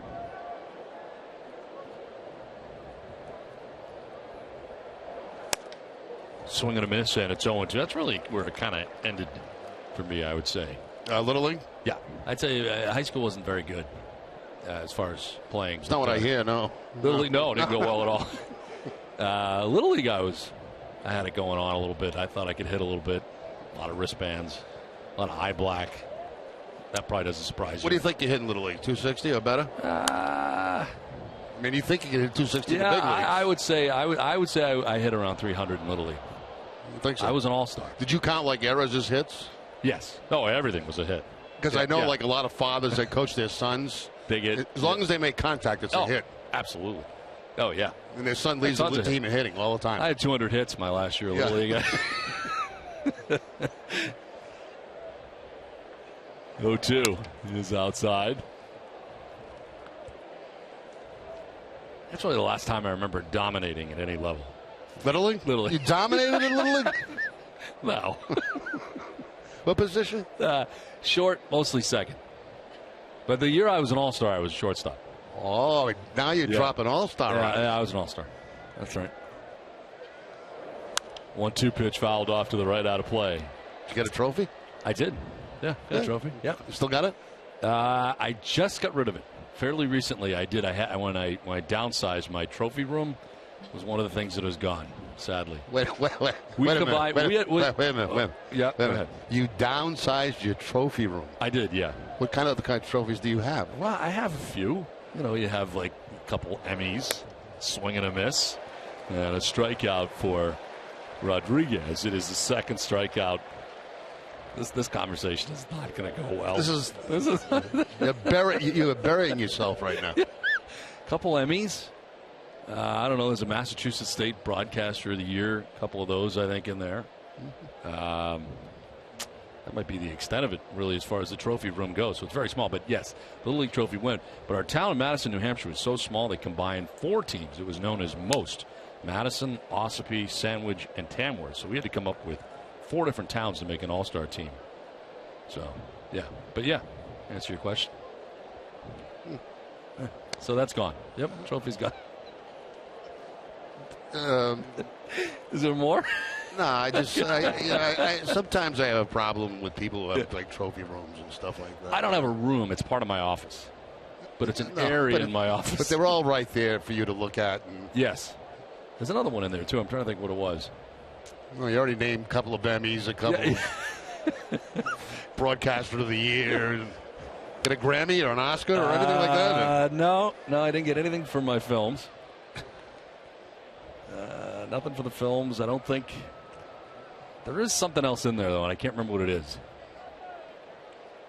It'll come to me. But, yeah, there are a couple in there, but that one has been downsized.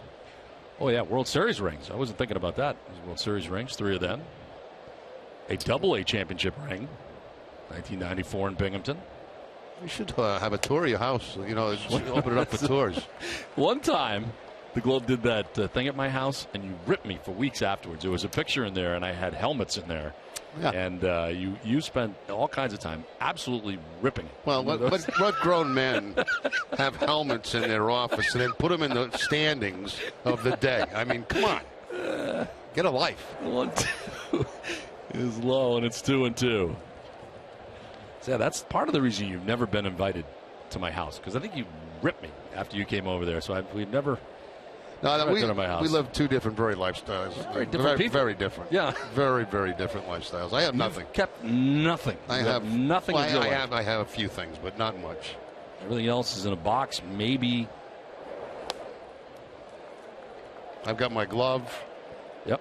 I've got your first hit. My first hit, my 1,000th hit, my first home run, my all-star stuff, and that's it. Oh, that's all good stuff. But I don't display any of it. It's all in a box somewhere else. Swing and a miss, and Casale strikes out. Back-to-back Ks for Rodriguez. Halfway through, game tied 3-3.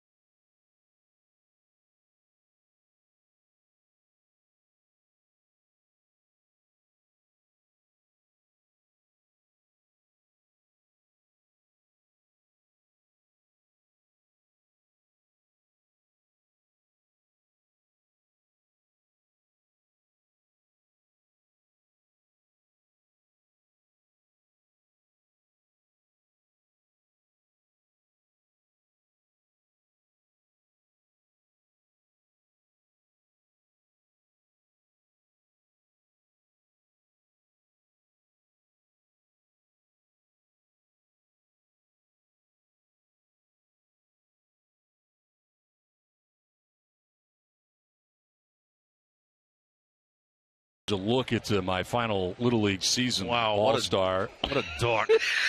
What are you reading? You're reading and I'm eating popcorn. The game just ended. And I'm wrapping it up with a little post-game meal there. I got some pretty thick glasses going on, the wristbands, the backup bag of stuff. Head to the bottom of the fifth inning. That was it. That was really the end of my career, pretty much. That was the pinnacle right there. Couldn't wait to get to that post-game spread. Brock Holt leading it off here in the bottom of the fifth.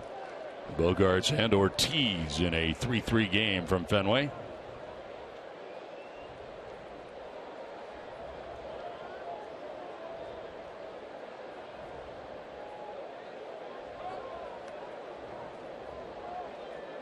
Reminded from some people, Jerry, the other trophy I couldn't remember. I won an MVP. Nesson in 2009. I remember that. Yes. Yeah. On the ground to short. Cabrera with a bobble, and reaching at first is Brock Holt. That should go as a base hit, I would think, for Brock Holt. It was going to be a tough play for Cabrera as he ranged to his right, tried to backhand it, but Holt down that line, and I don't think he would have got Holt at first base. So that should go as a base hit. And that would be his second of the night. It is indeed a base hit and his second of the night. 2 for 3 for Brock Holt.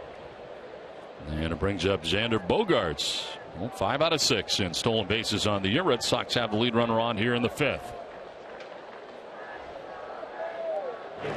For the first, and back is Holt. Now I bet a guy that's got a lot of trophies and doesn't even know where they are is Gary Streisand. Oh, I bet that's true. Yeah. Jerry, you're not wrong very often, but I'll have to say, unfortunately, I only have like 2. Well, that's a lot. You're only a young man. I got my Emmy, and I just sent a picture to our friends at the truck because it's hard to believe, but I won second place for the best or second best sportscaster in Wyoming in 2011. There were 3 entrants.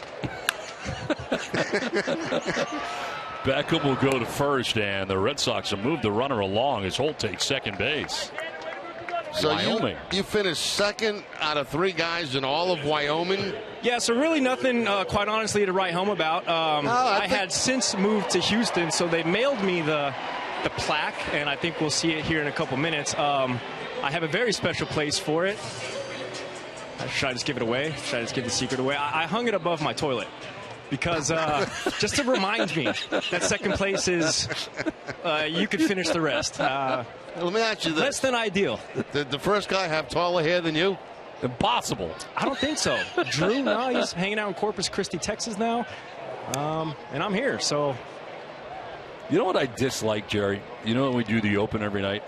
They put Gary and I in a split box, a 2-box. And you got me and my moss on the left, and you got Gary and his moss on the right. Well, it just does not work. It's like I have moss envy. I'm going to switch that up for you. Well, how do you think I feel? Ortiz fouls it back, and it's 0-2. I mean, you complain to the cameraman every night. Look, it's every night I got to look at this. You got my stuff, you got his stuff. At least you got stuff. Endless. Oh, no, his stuff is like crazy. It's just, wow, it's like it's on steroids. Don, what do you think right here? This is the look for me tomorrow. It makes me feel better in the Open. I'm not trying to rattle you or anything, you know what I'm saying? This ship rolls through you, so if you're comfortable, I'm comfortable. You look like Sister Angelica right now. Thank you, sir. Thank you, sir. Brock Holt at second base, 1 down. 0-2 the count to Big Papi. And taking too much time, so Ortiz backs out. Now Casale going to go to the mound.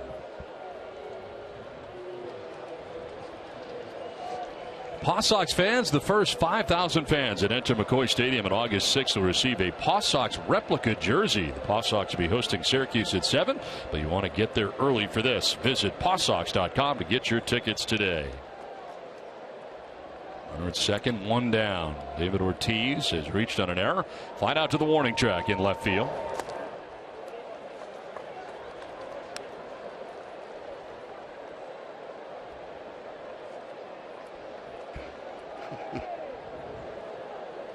Napoli waiting on deck.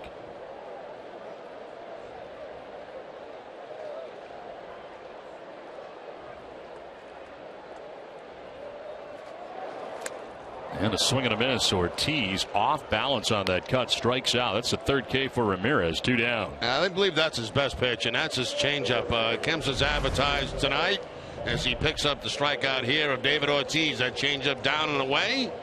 Very good pitch. Mika Insurance, great service, great coverage, and a great price for auto, home, or life insurance. 2 down, Brock Holt at second base. Mike Napoli has been on twice without the benefit of a hit. A walk and an error as Tim Beckham at second base making the miscue that allowed Napoli to reach the second time.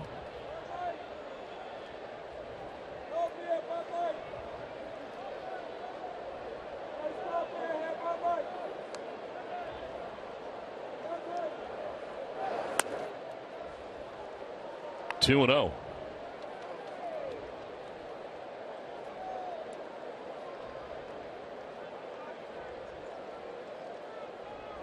Outfield deep end straight away on Napoli.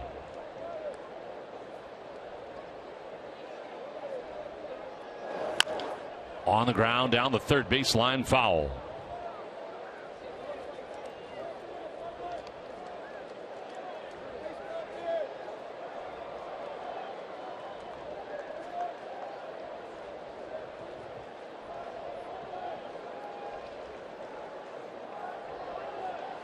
Alexi Agondo on the pen for the Red Sox. 110 pitches for Eduardo Rodriguez through 5.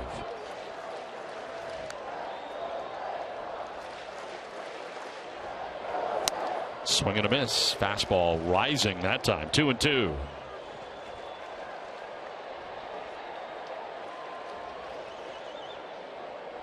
Ramirez trying to work his way around here. A leadoff infield hit by Brock Holt, who's advanced to second base, scoring position with 2 down and a tie game.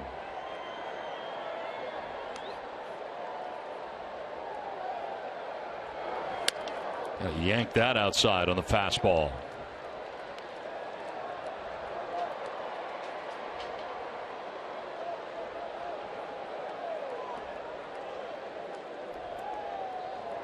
Alejandro De Aza on deck. There are 2 outs here in the 5th. Ball 4. Napoli with his second base on balls of the game heads down to first base. Now, for every Red Sox game that goes into extra innings or the Sox get a save, CVS Pharmacy will make a donation to Children's Hospital towards a $25,000 commitment once again this season. CVS Pharmacy, the official pharmacy of the Boston Red Sox. 2 on, 2 down, and Alejandro De Aza 1 for 2 in the game. Singled in the first, flied out to left in the third.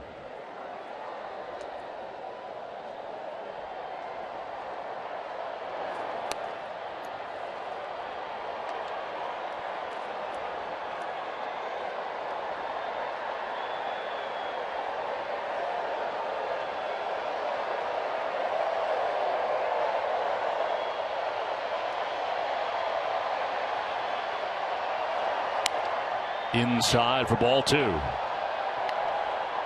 Close pitch right there. Looked like it might have had part of the inside corner, but not going Ramirez's direction as they wanted that pitch away. Comes across again, and that time they don't get the call.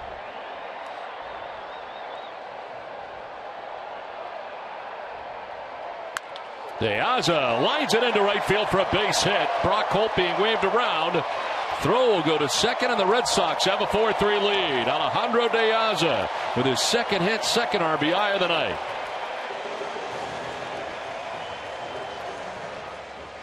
Now, first time it was a slider De Aza hit. This time he gets the fastball that's on the outside part of the plate and hooks it to the right of the second baseman, Beckham.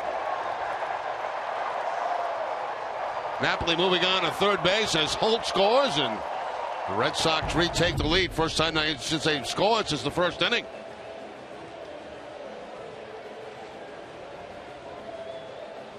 First and third, 2 down. Red Sox have taken the lead here in the bottom of the 5th inning. Now looking for more with Rusney Castillo coming up. 0 for 2 tonight. Grounding into a fielder's choice last time up, grounded into a double play.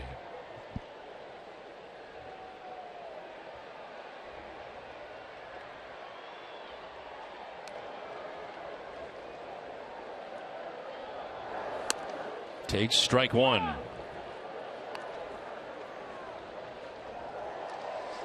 Rusney last night homering in the 7th inning, second home run of the year. His first since June the 7th against the Oakland A's. Ramirez on the bench tonight. This one fouled off down the third baseline, down 0-2.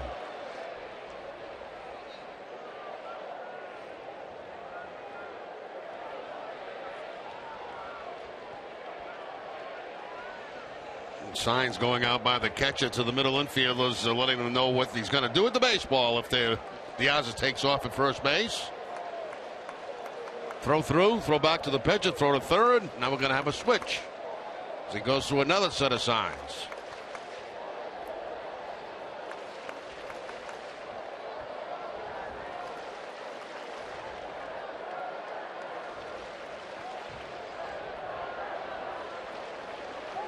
Throw first and back to the bag is Diaza. Having a dive back.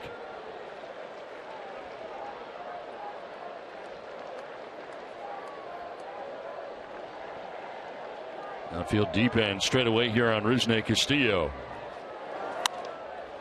Fouled off to the right. Fastball that time right down the middle.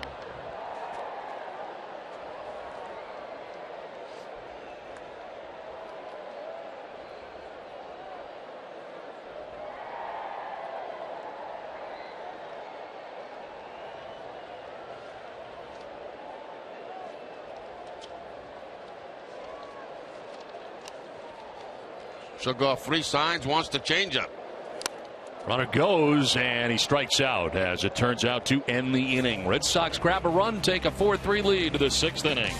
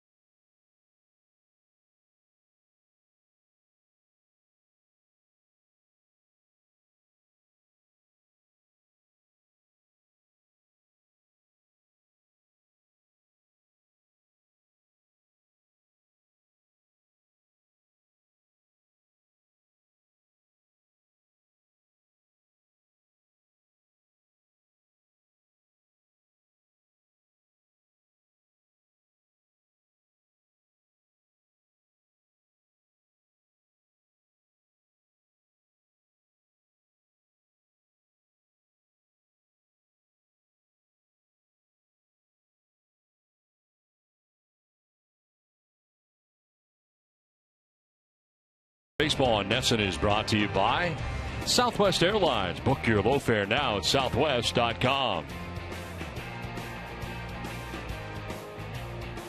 Now Alejandro Diaza driving in the Red Sox go-ahead run in the bottom of the 5th inning. This call to the bullpen brought to you by Kia. Alexei Gondo into the game for Boston here in the 6th inning as Brandon Guyer, top of the order, leads it off and he sends one foul off to the right out of play. Gondo first out of the pen tonight. 43rd appearance, 2-0. The 3.97 earned run average. Worked in 45 and a third, 36 Ks. Opponents hitting at 226 against Agondo. Through the 8th inning last night against Chicago, gave up a run on 2 hits, had a strikeout. He's also got a throwing error in the game. Fastball that he didn't get credit for. A ball, 1-1.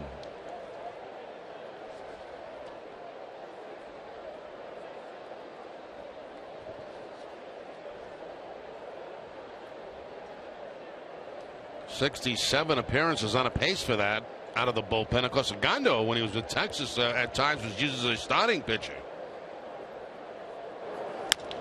On the ground towards third, Rutledge throws out Geyer for the first out of the 6th inning. Time to check out the results of tonight's Dunkin' Donuts poll question. We asked, did you expect the Red Sox to be more active at the trade deadline?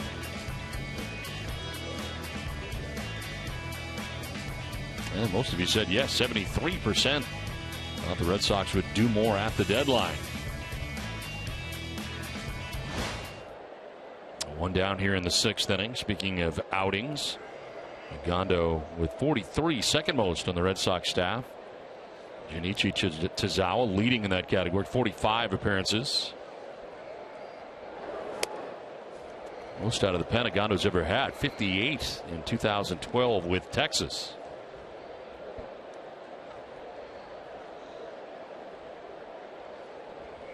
Steven Souza Jr. batting, 1 for 3 with an RBI in this game.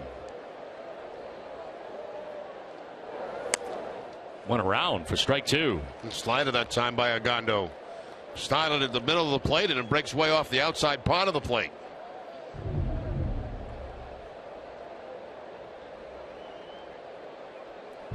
Souza can't check the swing.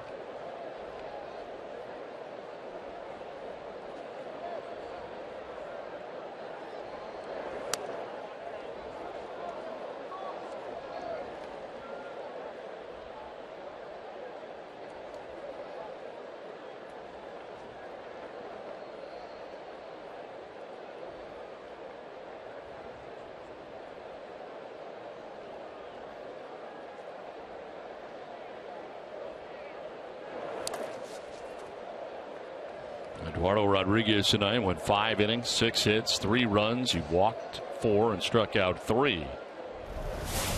That's Cold Hard Facts, brought to you by Clean Crisp Coors Light. 18 years ago today, the Red Sox traded Heathcliff Slocum to the Mariners. The Dan Duquette deal. We got Derek Lowe and Jason Varitek. Now that's a deal. And that's a pretty one-sided deal right there. Yes.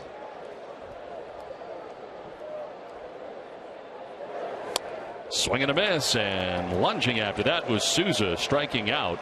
First strikeout for Agondo, 2 down. Now, Souza Jr. certainly had trouble staying off that breaking ball away that Agondo was featuring to him. Balls are not strikes, but Souza once checked his swing, this time swinging, and Agondo picks up the strikeout. 2 down here in the 6th inning brings up Evan Longoria.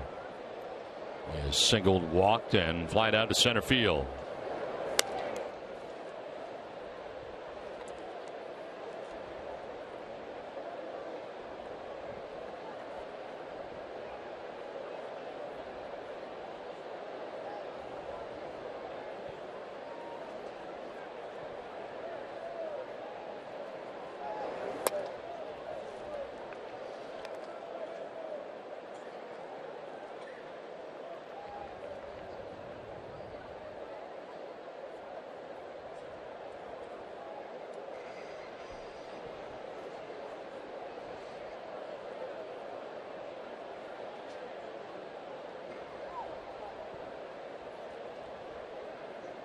Pitch to Longoria.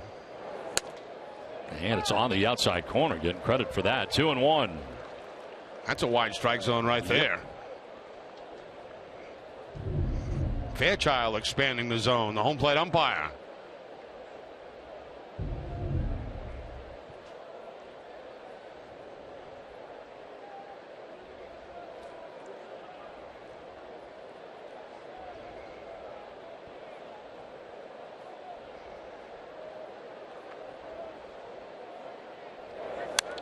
Fouled back, 2-2 now to Longoria.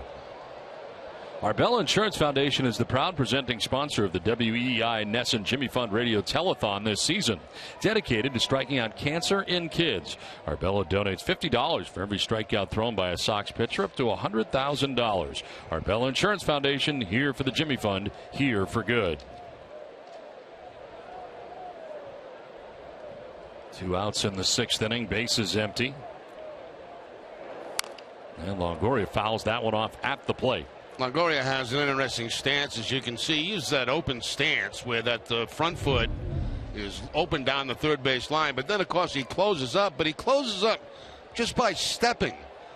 As you can see right there, it's not a big step toward the pitcher. It's just kind of a step toward home plate. And that's obviously the position he wants to be in.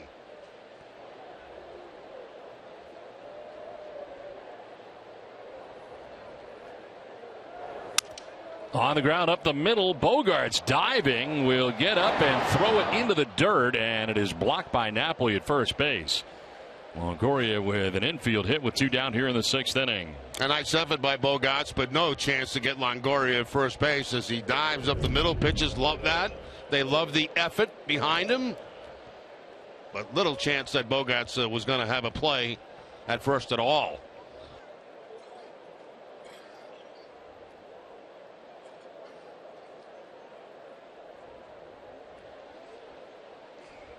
I think what he wanted to do was throw that one hop to first base like you do on artificial surface. Well, Longoria now 7 for 13 in his career against Agondo, as Agondo checks on him at first base.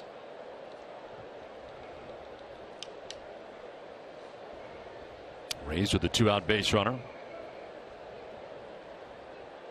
Logan Forsythe at the plate. A walk, a fly out to center, reached on an error Josh Rutledge in the 4th inning. Takes strike 1. Now the White Sox took 3 out of 4 from the Red Sox, part of this homestand, and White Sox returning home tonight take on the Yankees, and it's been all New York. They're in the 2nd inning. Yankees have a 6-0 advantage over the White Sox in tonight's action. Throw to first, kind of sidearm to first base, but Longoria back to the bag. Robbie Ross Jr. up in the Boston pen.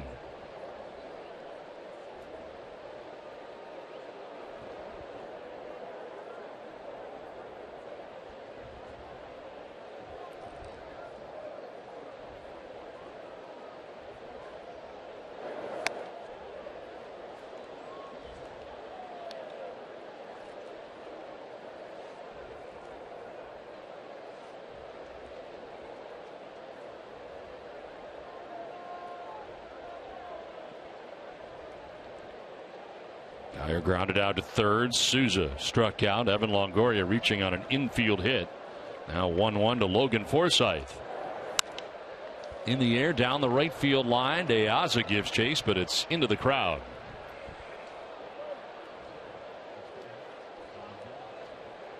Well, don't miss WB Mason's Extra Innings Live right after the game. TC and Steve Lyons will break down tonight's game, and you'll hear from Eduardo Rodriguez.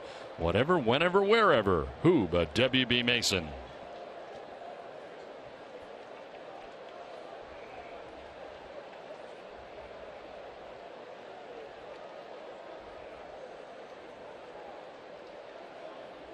One-two pitch coming up here to Logan Forsythe. Outside and blocked that time by Swihart to his right.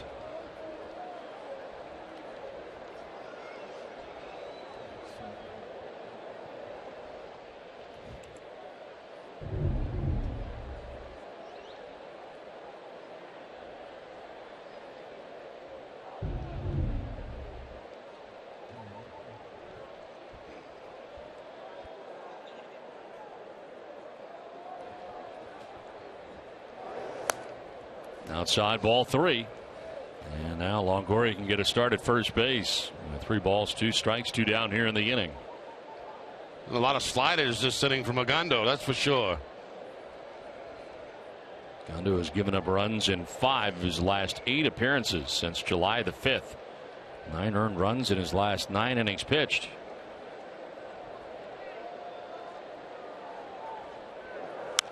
And a fly ball to center field, struck pretty well. Bradley going back onto the track at the wall, makes the catch in front of the wall and straight away center field. 5.5 done, 4-3 Boston.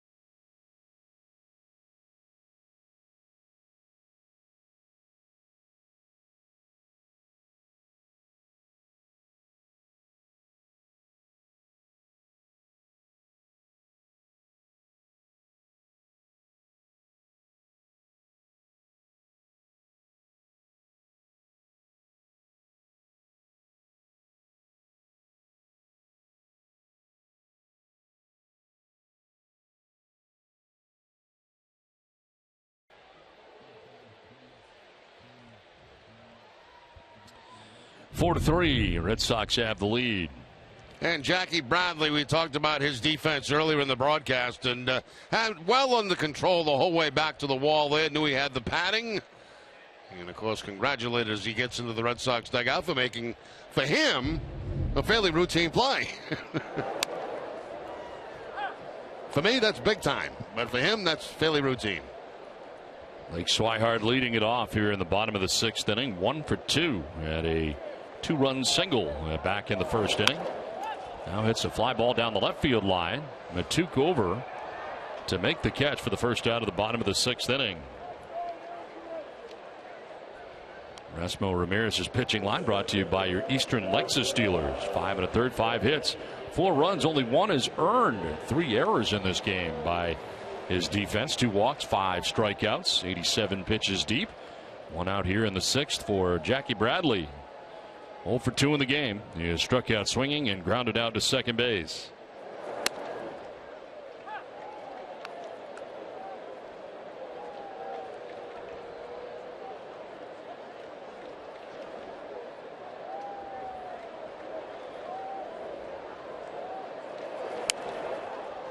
Jammed and fouls it back. Action now for the first time for the Rays. Xavier Cedeno.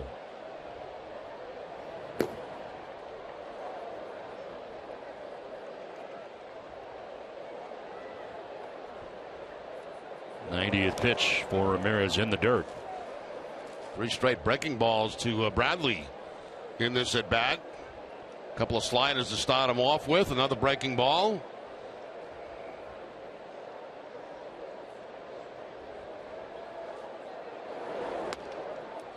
Evens up at 2-2. And the changeup. Hasn't seen a fastball yet.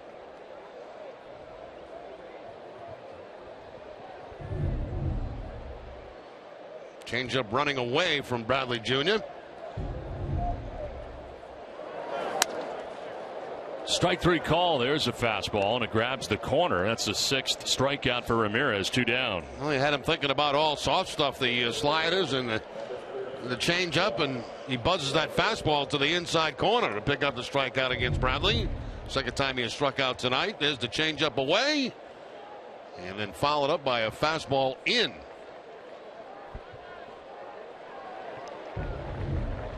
Two down. Josh Rutledge. 0 for 2 tonight, 0 for 5 so far in a Red Sox uniform.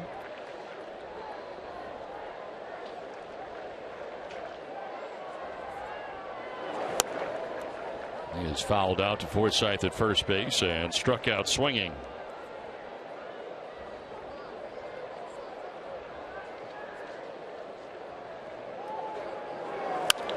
Sharply hit, but down to third. Longoria, a bit of a bobble. Time to recover, and he throws out Rutledge to end the inning. Through 6, it's 4-3 Boston.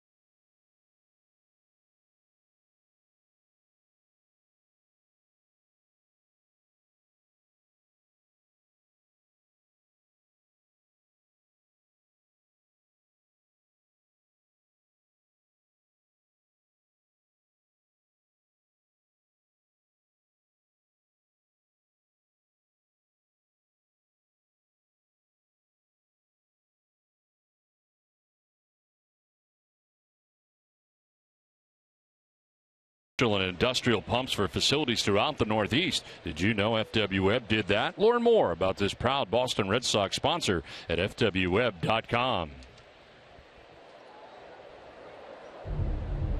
7th inning, 4-3. Red Sox have the lead. As Joey Butler leads it off here for Tampa Bay. New pitcher for the Red Sox, Robbie Ross Jr. coming into the game after Agondo worked the 6th inning.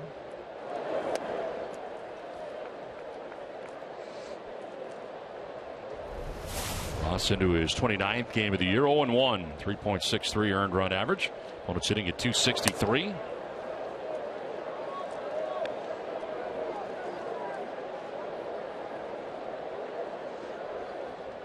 Ross had a 1-2-3 8th inning with 2 strikeouts last night against Chicago. Ball 4 here, and Butler down to first base. 4-pitch walk to begin the 7th inning. Last thing you want to do. And tomorrow on Dining Playbook, Billy and Jenny come to you from Saugus. Hear more about 12 new restaurants that have recently opened around Boston and Cambridge. Catch Dining Playbook tomorrow morning at 9.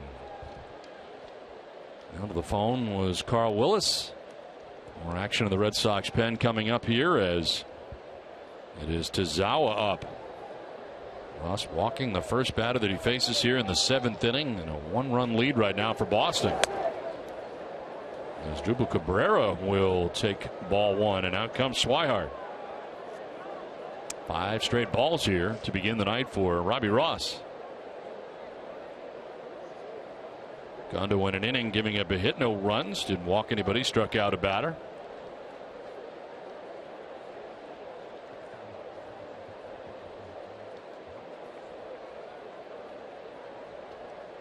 Cabrera tonight has grounded out to third, singled and scored, and grounded out to short.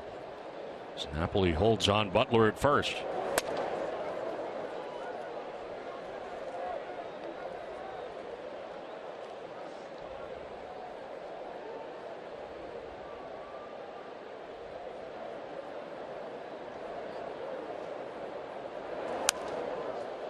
Foul backhand. It's 2-1.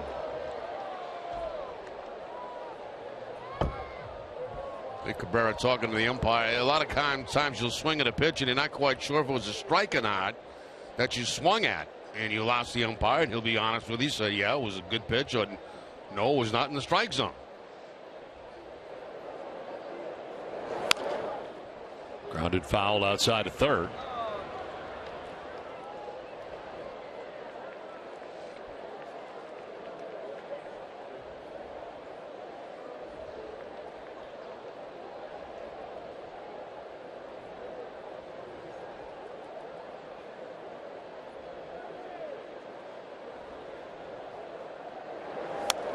Strike three call. Generous call, but Ross will take that. It's out number one of the inning. You're not kidding. You know, especially Robbie Ross has had a difficult time throwing strikes, so a lot of times you don't get the close ones. And this one didn't even look close. Looked like it was way away, but still called the strike on Cabrera. Cabrera's hands go right to his knees. He can't believe it.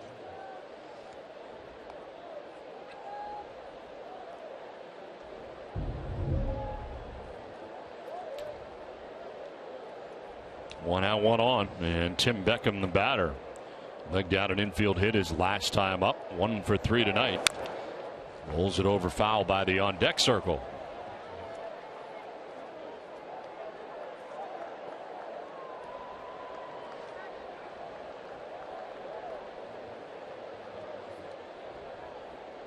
Four runs, 5 hits, an error for the Red Sox. 3 runs, 7 hits, 3 errors for Tampa Bay. Rays got the lead runner on here in the 7th inning. Joey Butler walking as Drupal Cabrera strikes out looking. Now an 0-1 to Beckham. In the air to center field as Bradley moves over to right center and in to make the catch for the second out. It's time for a game break brought to you by Jordan's, the furniture store of the Boston Red Sox. Tom?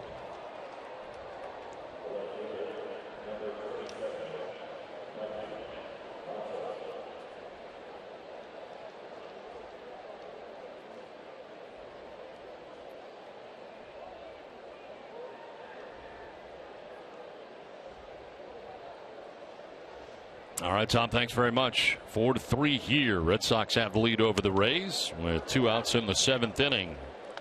Mickey Matuk, the batter, 2-hit night, a double, a single, and a strikeout. He's driven in a run.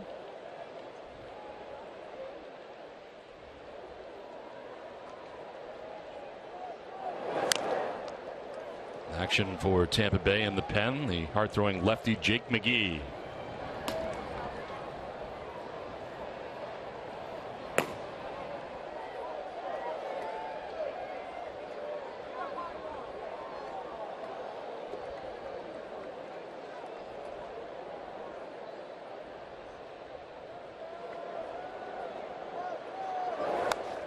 Inside, and Matuk gets hit. So jumping ahead was Ross. 0-2, tries to bring a pitch in, ends up hitting him. Slider this time. You can see the breaking ball come down and gets him right off the left toe. Well, left foot, I should say. Maybe the toe.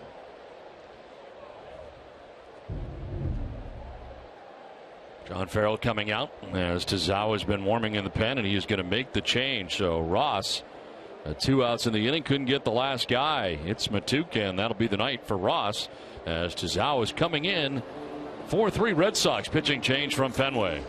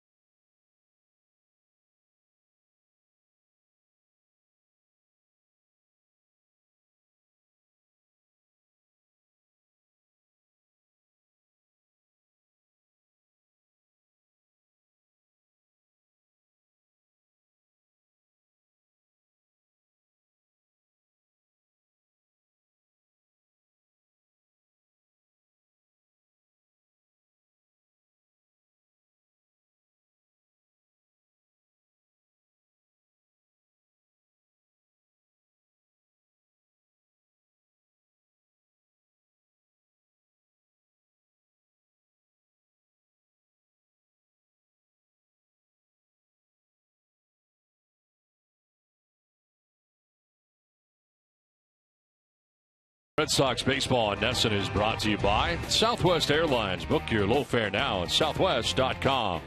Your local Subaru dealers. Sullivan Tire and Auto Service. Thank you, New England, for 60 great years.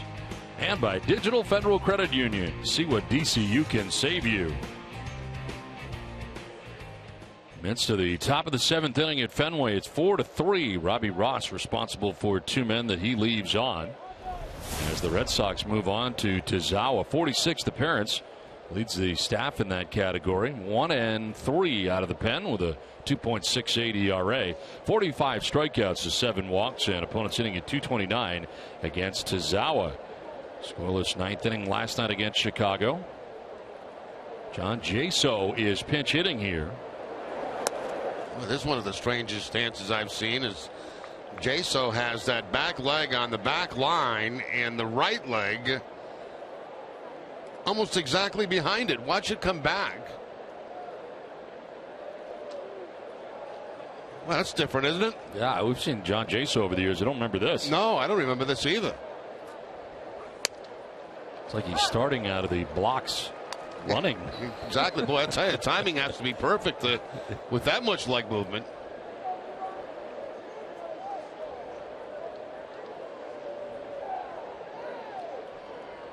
It's like he wants to sprint down the third baseline.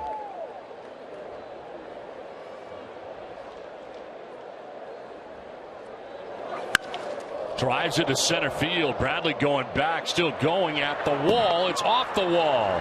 From second, Butler scores. Matuka to try and score all the way from first. The throw to the plate will be late, and it gets away.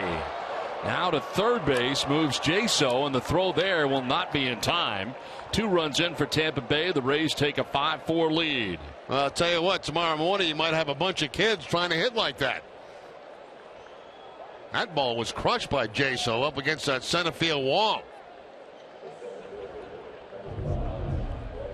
Here's the stance again, and watch him get into that hitting position right there. And plants it off the center field wall off to Zawa. 2 runs come in. The Rays have the lead. Whatever works, right? Exactly. It's not where you start, it's where you end up, too, right? Very good. Excellent.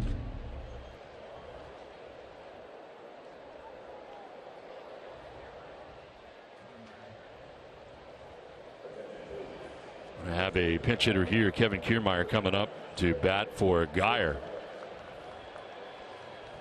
With the left-hander Eduardo Rodriguez out of the game. Kiermaier pinch hitting.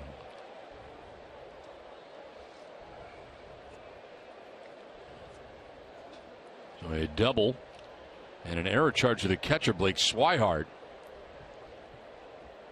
Allows Jaso to take third base, so the Red Sox second error of the night. Kiermaier batting with Jaso at third. And he tries the bunt, drops it down, foul back. And Kiermaier has a terrific speed down the first base line, trying to drop that bunt down the third base line. Rutledge was about even with the bag, as you can see right there. He's trying to drop it down the third base line, but got underneath it instead of on top of it.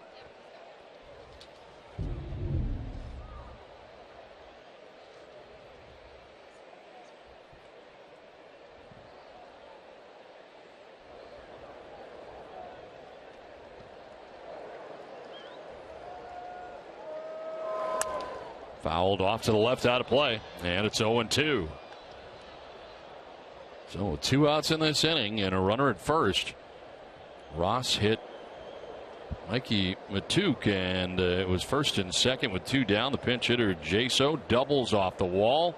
2-run score, and the Rays recapture the lead 5-4. Now looking to obtain some insurance here. Jaso at third base. Kiermaier waiting on an 0-2 pitch. And a swing and a miss. Tazawa strikes him out to end the inning. Rays take a 5-4 lead. Let's take a look at the updated Red Sox box score.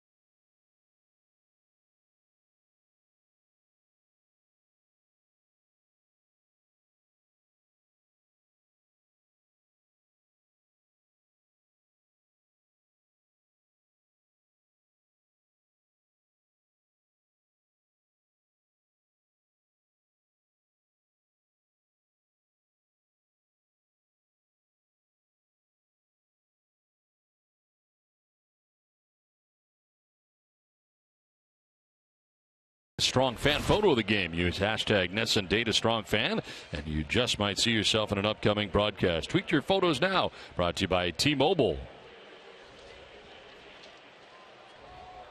Now changes here for Tampa Bay. Kevin Kiermaier staying in the game in center field after a pinch hit for Brandon Guyer. Forsyth moving from first to second base. James Loney, the former Red Sox first baseman, in at first base for Tampa Bay. And Jaso staying in the game. Oh, actually, no, it's Rene Rivera now in the game after Jaso had pinch hit for the catcher Casali.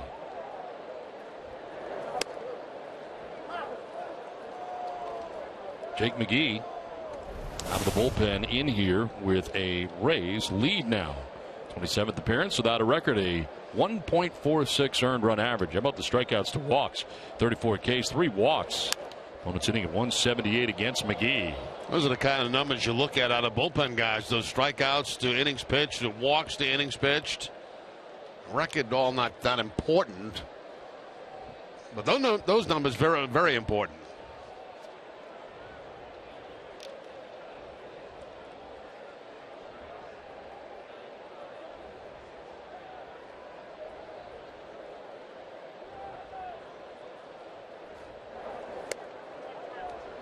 Strike 3 call. Strikes out Brock Holt to begin things here in the bottom of the 7th inning. And McGee growing to the breaking ball to pick up the strikeout against Holt. Keeps it away from Brock.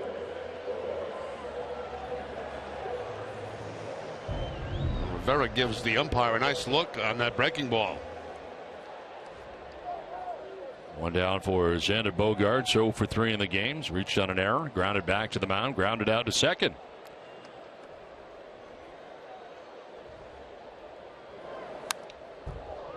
It's now 5 in a row retired by Rays pitching. Erasmo Ramirez departing with a chance to get a victory tonight. 6 innings in the ball game, 5 hits, 4 runs. Only one of the runs was earned because of the errors. 3 committed by the Rays. Struck out 6, walked 2. Came in individually at 8 and 4 into tonight's game. Xander down on the count, 0 and 2. Tonight, after Red Sox coverage on NESN Sports Today, we'll have the latest on the status of Tom Brady's appeal. That's tonight on NESN Sports Today, presented by People's United Bank. See what know-how can do.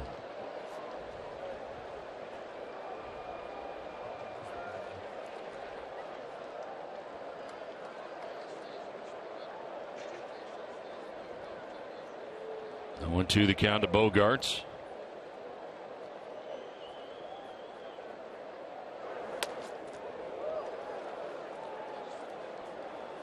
.95 and rising there for McGee.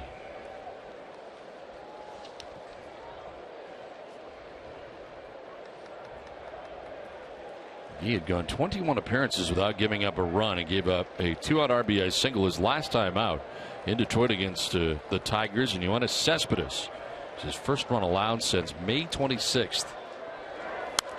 Fouled off to the right out of play. He has been outstanding coming out of the pen for Tampa Bay.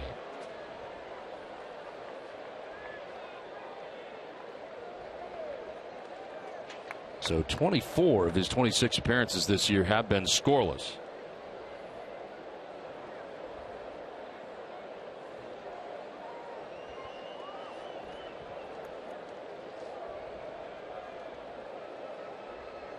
Eleventh time that he has worked in the 7th inning this year. Ground ball softly hit towards Longoria. Makes a nice play, and they're able to retire Bogaerts at first base. 2 down. Longoria's had a pretty nice night down there at third base for the Tampa Bay Rays. He knows Bogaerts can run fairly well, so he has to charge his ball, gets it before it hops again, and gets Bogaerts at first base. Bit of a snow cone there, as it turned out, for Loney. He just came out of the glove. Yeah, Loney was dangerously close to getting that glove near the runner.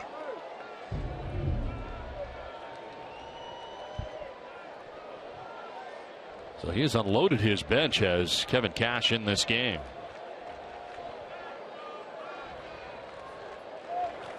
Two down as Ortiz lifts it foul off to the left out of play.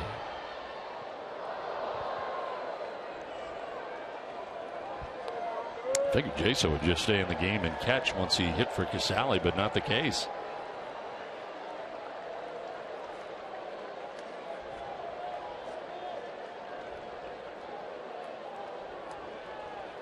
David and I reached on an error in the first, flying out to the warning track and left in the second.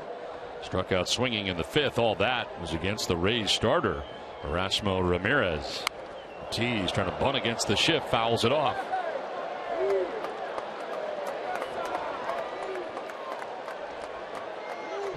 Yep, David trying to push that ball down the third baseline, trailing by 1 run in wide open space on that side of the infield. But again, getting underneath the baseball and popping it up.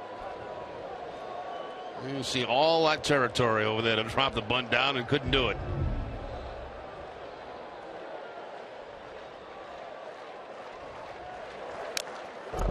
Fouled back, another fastball up.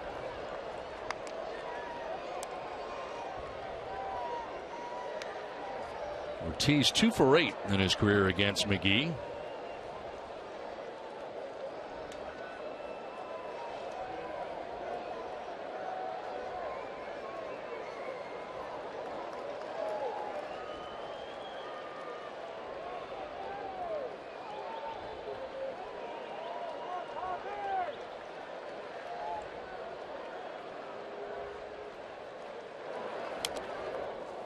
David ducking out of the way on the breaking ball for ball 1, 1-2.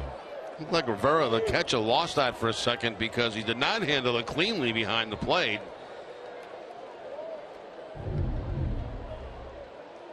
There's the breaking ball that stays inside. You can see him right off the webbing of the glove.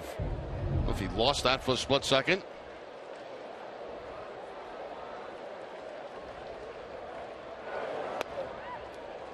Two and two.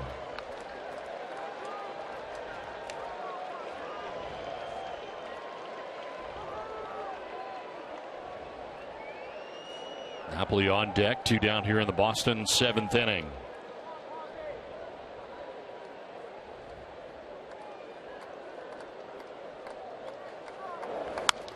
Ortiz pops it up foul off to the left, out of play. Stay tuned following WB Mason Extra Innings Live for Red Sox Final. TC and Steve Lyons will have a recap of today's transactions. You'll hear from Sox GM Ben Charrington. That's tonight on Red Sox Final, presented by Uno's. Play day baseball here tomorrow and Sunday to wrap up the homestand. Joe Kelly on the mound tomorrow. 2-2 pitch. Tap foul. And David will see an 8th pitch in this at bat.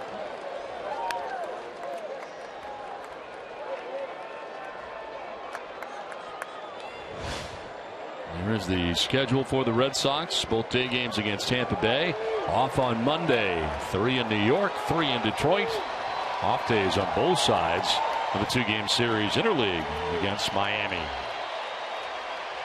Red Sox back home to take on the Mariners August the 14th. Stroud trying to cheer on David Ortiz with 2 outs here in the 7th inning. In the air to left towards the monster seats, and it'll be a foul ball to the left of the pole on the wall.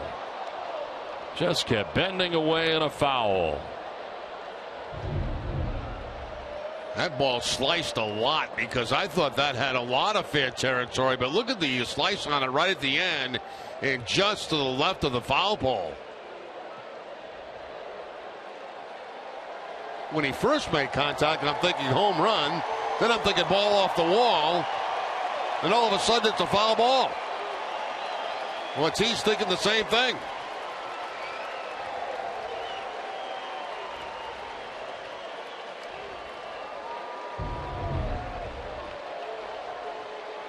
So instead now he's got to climb back in the box with a count of 2-2.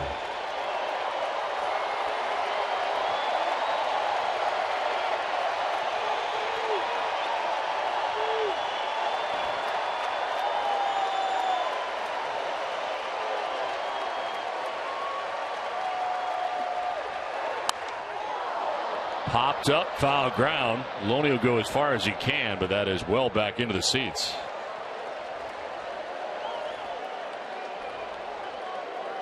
David taking inventory on the bat. Making sure he didn't fracture it. Deuces are wild on the scoreboard and left. 2 balls, 2 strikes, 2 outs.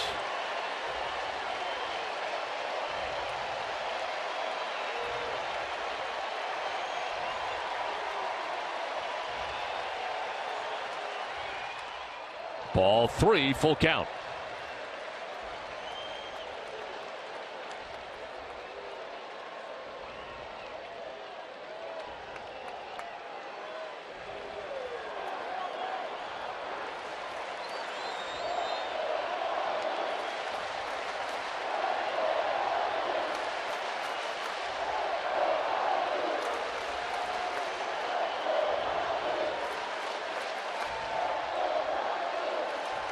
He taking a long time, and David requests timeout, backs out. Man, this really has been a battle between these two guys, McGee and Ortiz.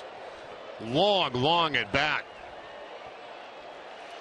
He's been throwing strikes. 18 pitches, 14 for strikes. He's trying to become the winner of this contest. 11th pitch of the at-bat. And it's ball 4. Ortiz with a 2-out walk. He wins the battle.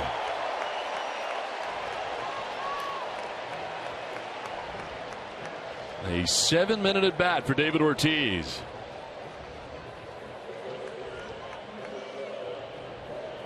That at bat became personal between those two, didn't it? Yes. Well, David at first base with 2 down, and Mike Napoli coming up.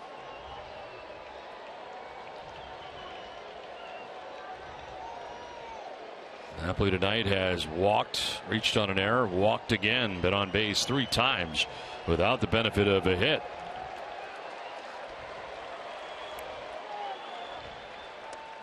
Takes strike 1.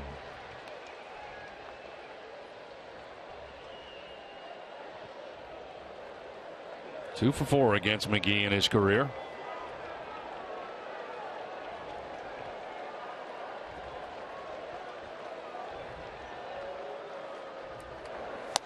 Swing and a miss at a high fastball. A little extra on that, 96.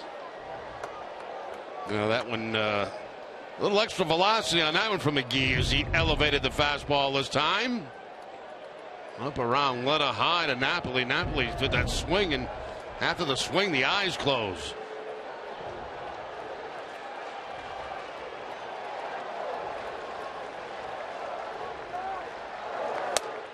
Tried to hold up. He did, according to Sam Holbrook, first base umpire.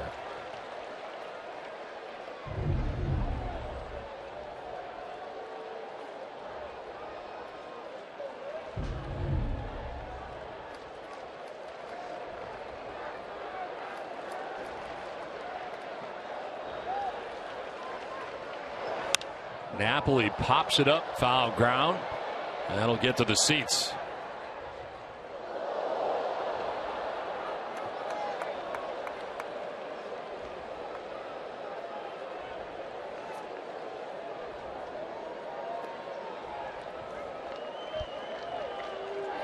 McGee was able to strike out Brock Holt. You got Bogarts a ground out. Make the at bat by David Ortiz. Worked a walk. Napoli batting with De Aza waiting on deck.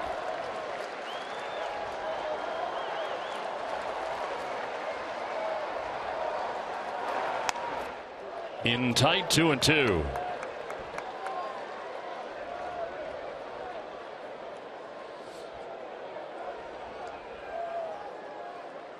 Rays taking the lead with 2 runs here in the top half of the 7th inning, and the Red Sox trying to answer in the bottom of the 7th.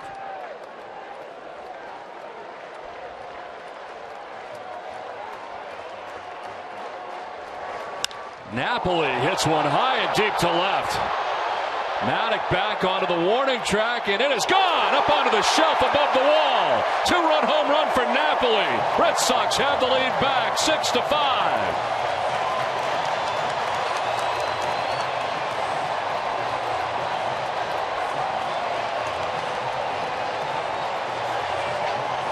I'll tell you what, that was 2 Great battles put on by Ortiz and Napoli against a very tough left-hander in McGee. Napoli gets a high fastball and hits it very high.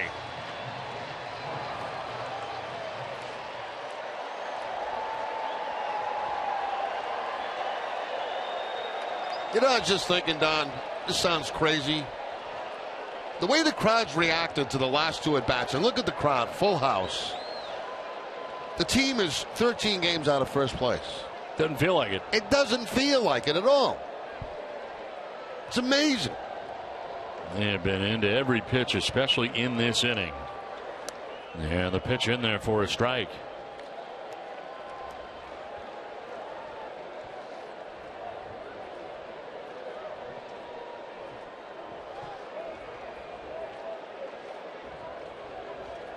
Alejandro De Azo with 2 hits tonight, 2 runs driven in, and a foul off to the left out of play.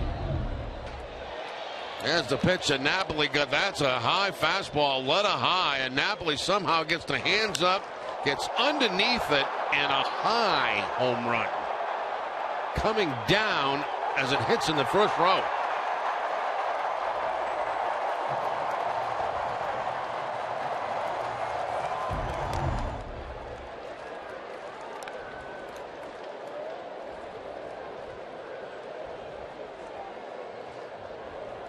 Now, for every home run the Red Sox hit the rest of the season, Alltown will donate $500 to Cystic Fibrosis Multiple Sclerosis Fund.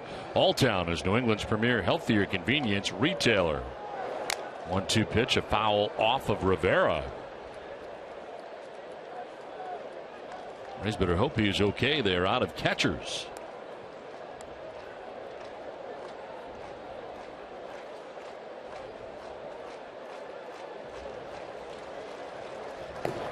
Up in the pen, Brandon Gomes. He has relinquished the lead here in the 7th inning. 2 outs, the walk by Ortiz, the 2-run home run by Napoli, and a 6-5 Red Sox lead. Now De Aza strikes out to end the inning. Got to throw him out, and they do. But a 2-run home run for Napoli. Red Sox lead it 6-5.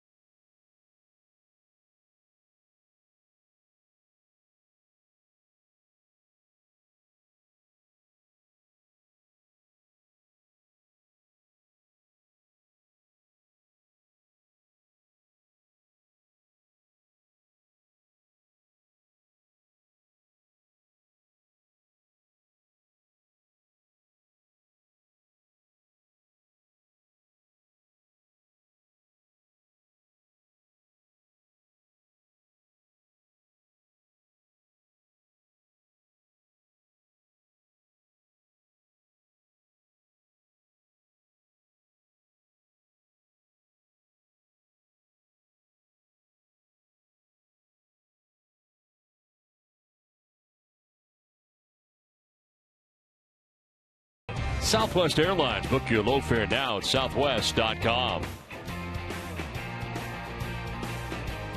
Back in Boston, where the Red Sox have a 6-5 lead in the 8th inning. Steven Souza Jr. leading it off here against Tazawa. Got the final out of the 7th inning. Back out there to start the 8th.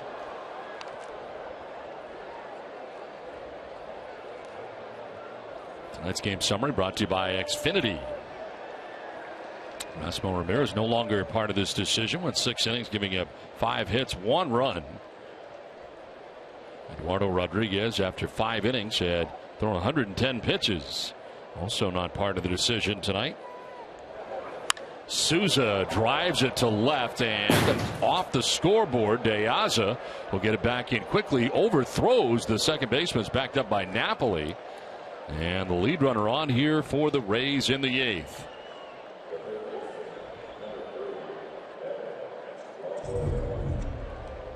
Curveball on time for Dezawa, and Souza puts it off that left field wall so hard it's only going to be a single. Well played by De Aza. Off the bottom of the wall, but he does overthrow everybody, but it didn't matter. Napoli backing up and Souza stopping at first base.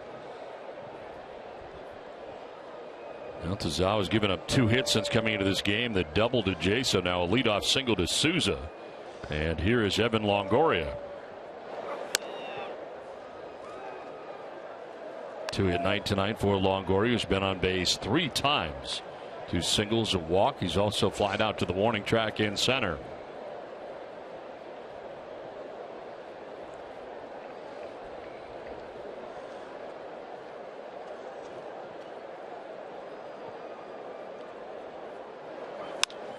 To right field, very deep was Castillo. He's coming in. It's going to fall for a hit. Stopping at second base is Souza. Throw goes to third. And the first 2 have reached here for Tampa Bay in the 8th. That's the 3rd hit of the night for Longoria. Oh, back and forth we go in this one. This has been a wild one here tonight at Fenway Park. Souza took off. I was surprised. I thought that maybe Rusney Castillo had a chance at this, but you're right, Don. He was playing very deep. See where he is out there right now, and by the time he charges the ball, he cannot make the play on the fly. So the first 2 base runners on here in the 8th. Logan Forsythe coming up here.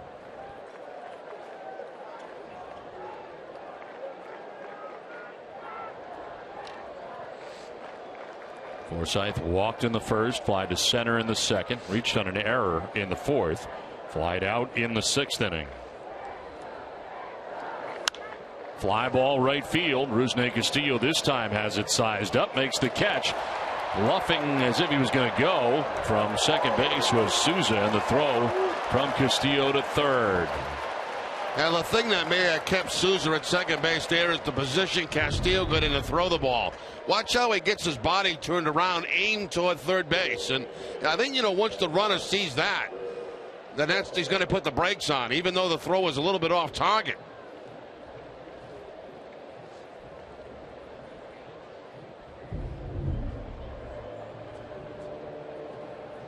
Double-barreled action now in the pen for Tampa Bay. Steve Geltz, Brandon Gomes warming now for Tampa Bay. So far, just Jake McGee out of the pen for Erasmo Ramirez tonight. He gave up the 2-run home run to Napoli. Here is Joey Butler with 1 out and 2 on. On the ground towards shortstop. Bogarts will go to second for 1. On to first. It is in time. Double play. Ends the inning. We'll see if the Rays want to challenge. It is 6-5 Boston.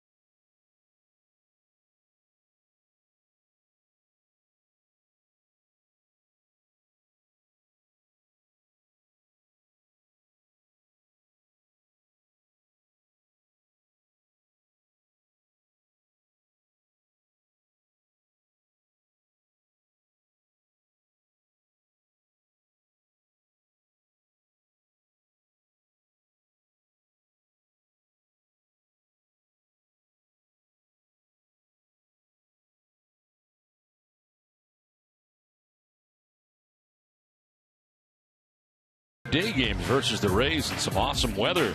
Won't be too many more weekend games like this. Tickets available at RedSox.com. And the Gate E Day of Game ticket window open 90 minutes before each game. A nice job by Brock Holt on this double play to hang in there at second base and get this completed. There's the underhand flip. Here comes the runner, and Holt got taken out, but one hop to first base in Napoli. That's a good takeout at second base and a better play by Holt. And very close at first base. But no challenge put on by Tampa Bay. Brandon Gomes into the game here. Third arm used by Kevin Cash. 37th appearance, 1-4 with a 4.46 earned run average, 24 strikeouts, 10 walks. Opponent's hitting at .265 against him as Rusney Castillo leads it off and waves at that, down 0-2. Stanley, the official tools of the Boston Red Sox when you demand performance and action on the job site.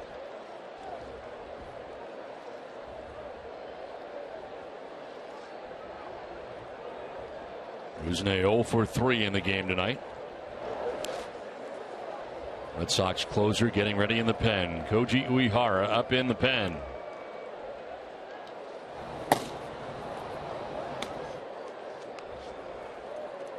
What a turnaround that was, Jerry. The Rays had runners at first and second with nobody out. Yep. And Tazao able to get out of it. The fly out to right, followed by the 6-4-3 double play. Ground ball left side. Ranging is Longoria. What a play that was. Twisting and turning as he fires to first to get Rusney Castillo.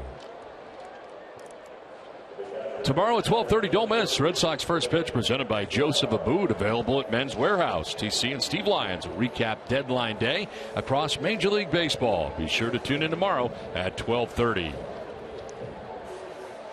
One out for Blake Swihart. He has singled, struck out, fly to left. His single back in the first produced 2 runs.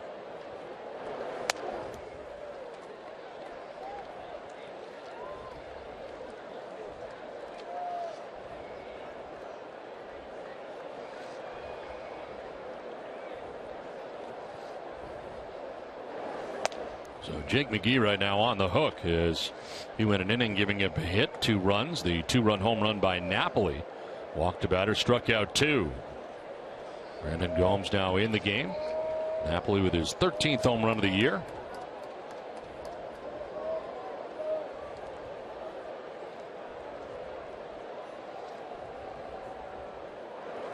Wonder about the mindset for Mike Napoli today, Jerry. Wondering whether he was going to get traded or not. Yeah, I'm quite confident that he did not want to get dealt. He likes it here in Boston. He always has liked it, and I think wants to remain a member of the Red Sox. And probably a relief to him today that he is not moving on to another club.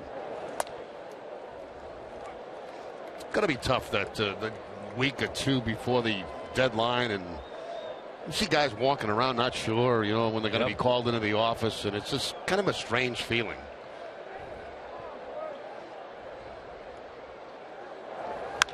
Swihart to left, sending an attack back at the wall. Can't catch it.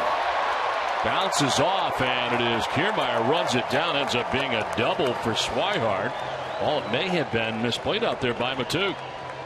Looked like he was cruising back after that, unsure of exactly where the wall is. Instead of busting back toward the wall, he takes a peek to see where it is, and then he's kind of shuffling back toward the wall. Makes the jump. Let's see where the ball ends up. And just to his left. No chance to add on here for the Red Sox with 1 out, runner at second base now. Jackie Bradley 0 for 3 in the game tonight. Has struck out twice, grounded out.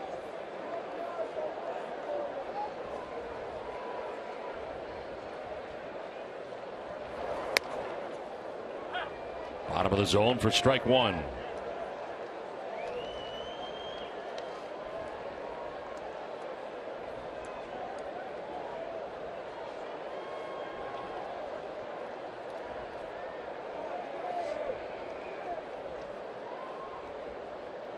Holmes has given up runs in 7 of his last 16 appearances, seen his ERA go from 2.14 to 4.46. Ground ball to first. Loney's got it. He'll take it to the bag for the out. Taking third is Swihart. 2 down. H.B. Hood salutes the Red Sox Foundation for its commitment to 4,900 accredited charities throughout New England.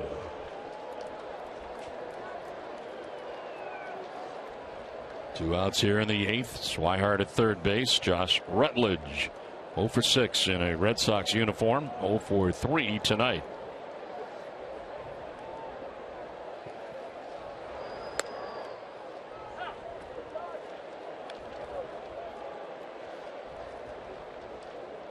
Acquired by the Red Sox on Monday from the Angels for Shane Victorino and cash considerations.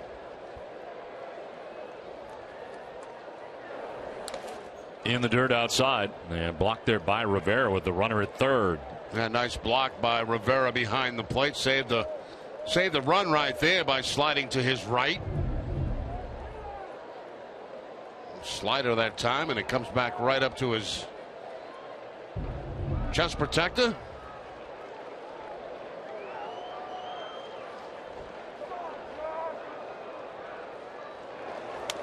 This will get away, and from third base comes Swihart. Red Sox grab some insurance and take a 7-5 lead. Wow, is that big?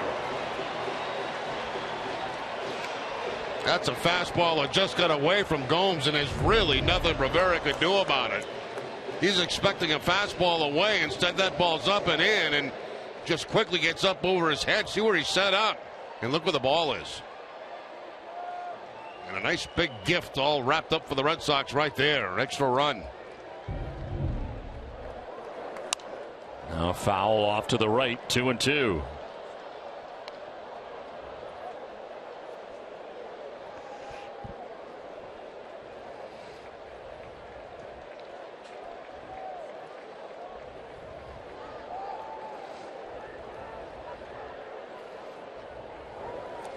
Bouncing in, full count now. So Gomes giving up another run. It's now 8 runs in his last 17 appearances.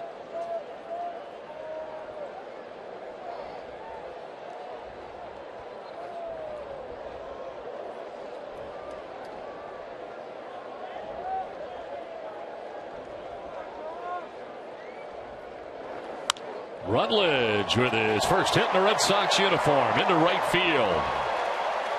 2-out base hit for Josh Rutledge. Red Sox being out hit tonight 10-8. But lead on the scoreboard is Rutledge. A little bit of a jam job there, but able to get muscle that ball to the right side and pick up the base hit.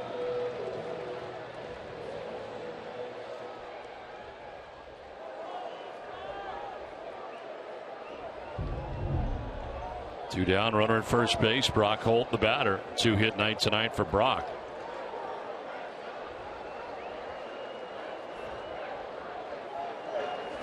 And a swing and a miss for strike one. He doubled in the second and an infield hit to short in the 5th.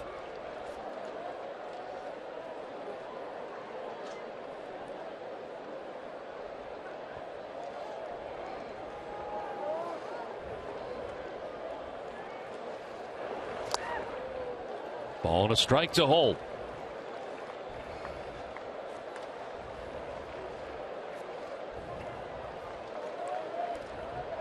Koji Ihara getting ready for the 9th inning as Drupal Cabrera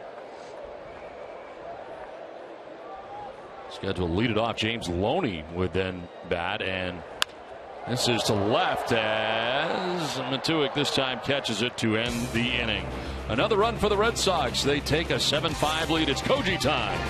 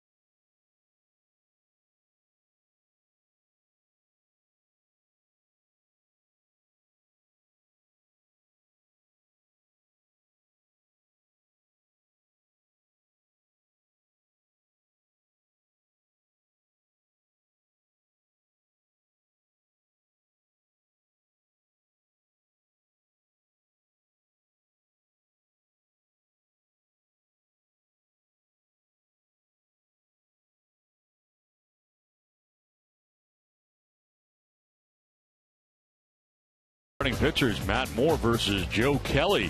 As Moore returning from the DL, 1 of 2 with a 7.61 earned run average last time out against Baltimore. 5 innings, 5 runs. Joe Kelly, 2-6 on the year, just lasted 3 1/3 against the White Sox, giving up 4 earned runs. Closer Look is brought to you by FW Web Selection, Expertise, Solutions. More at FWWeb.com.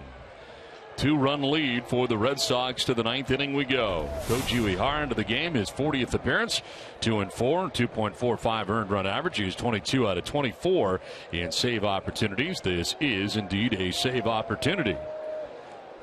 As Drupal Cabrera leading it off.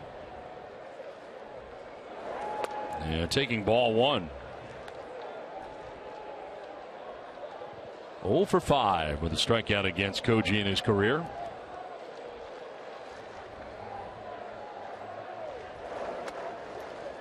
Two and 0.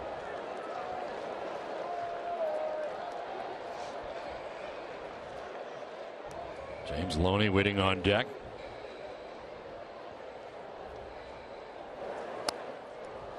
Low for ball 3.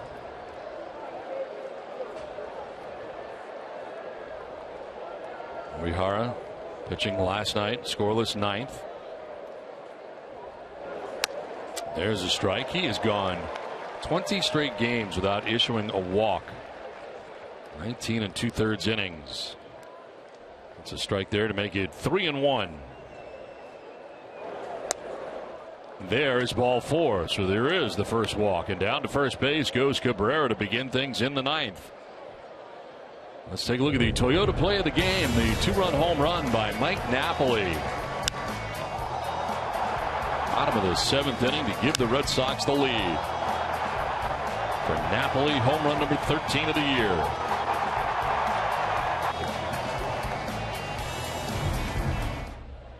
Now James Loney coming up here, the runner at first, nobody out.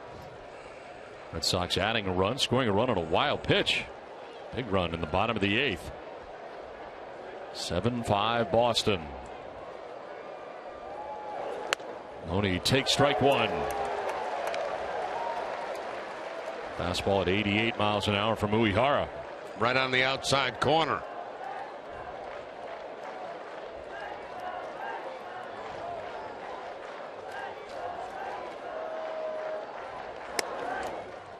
Tomorrow at 1, don't miss Red Sox Game Day Live, presented by DCU. TC and Steve Lyons will preview Joe Kelly start against the Rays. DCU, Digital Federal Credit Union. What can DCU save you?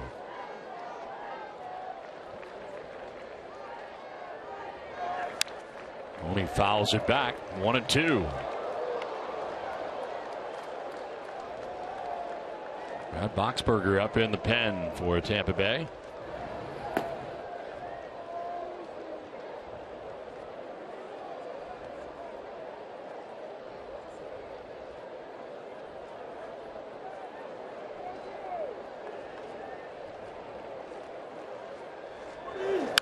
Loney to left. Ayaza headed over, has got to play, and he makes the catch for the first out of the 9th inning.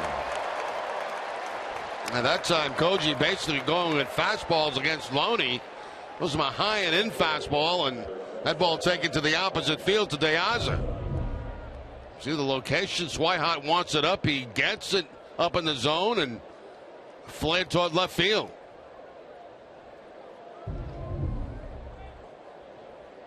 So 1 on, 1 out.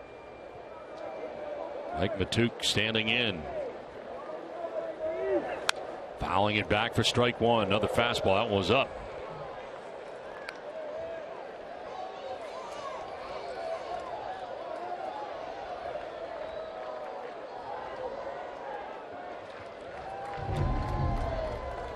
First pitch fastball again, this time elevated, but straight back.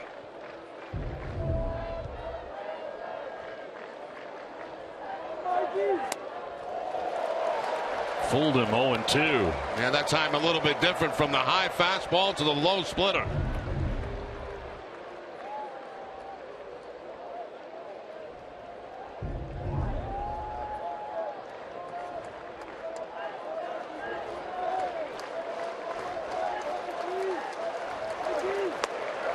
Strike 3 call, frozen. Fastball for strike 3, 2 down. It's almost like it's a guessing game between the hitter and Koji, you know, and they expect the splitter a lot, and a lot of times they get the fastball. That might have been the case right here. Looking for a split-fingered fastball. Oh, that's tough to look for. It takes a fastball right down the middle of the plate. 2 down in the 9th inning. Rene Rivera, the batter. Swing and a miss for strike 1.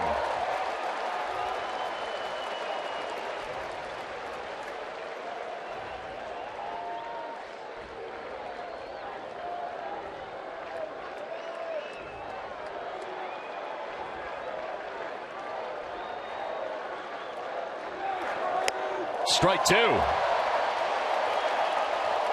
Back-to-back split fingers fastballs from Uehara.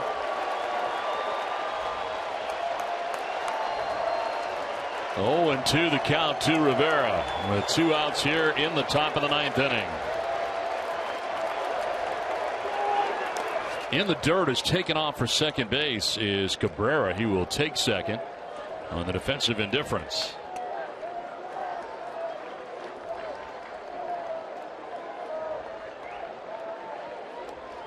Swihart out to talk to Uehara with 2 down in the inning.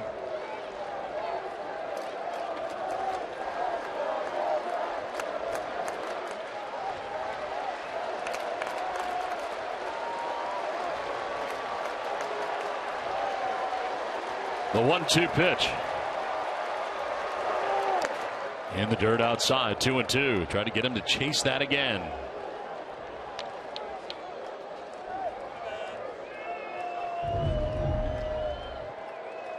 Not biting on the splitter. That's way out of the strike zone.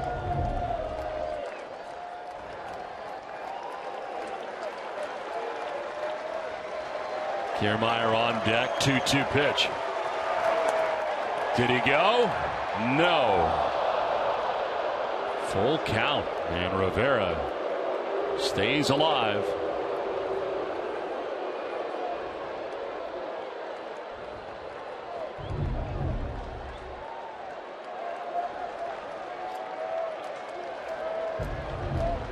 It's automatic. You gotta ask the first base umpire.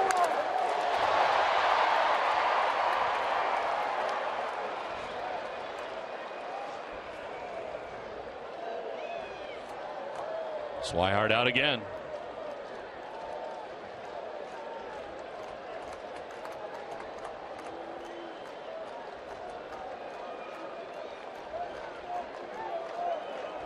Asdrubal Cabrera drawing a walk to begin the inning. Now it's second base with 2 outs in the 9th inning. Count of 3-2 to Rene Rivera. Uehara trying to wrap it up. 3-2. Popped up foul, backing out of play. And staying with the split-fingered fastball. Rivera putting up a good at bat. 7 pitches.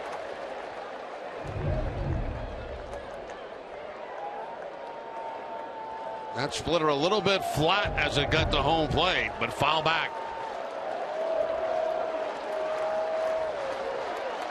Payoff pitch again. Popped up foul ground as Swihart heads over. Won't have a play. It's back into the seats.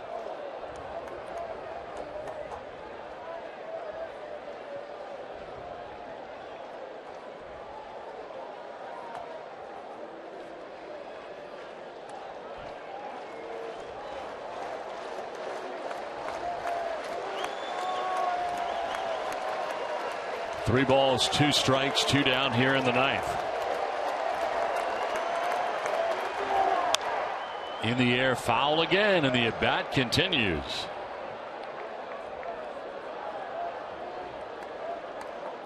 Uehara rubbing up the baseball, walking counterclockwise around the mound.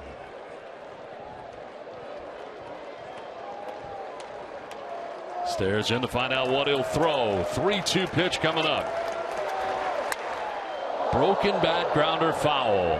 That splinters that time on Rivera. Little drama in this at bat, isn't there? Wow. He's tried everything. He's tried the fastball, the splitter. Rivera fouling a number of pitches off. There's a splitter again. Right off the end of the bat.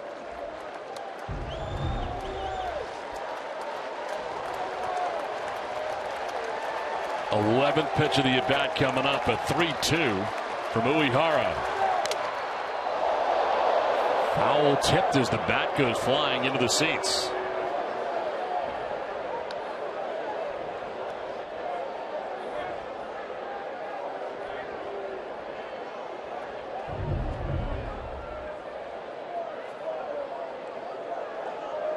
Fairchild took it pretty good behind home plate and put it back on his heels.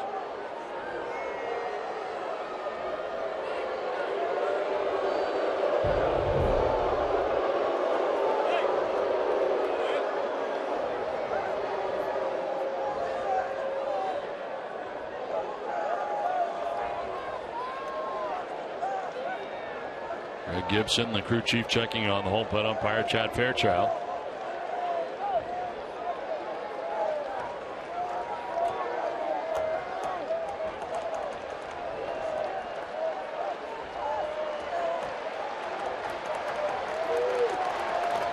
Again, the 3-2 pitch.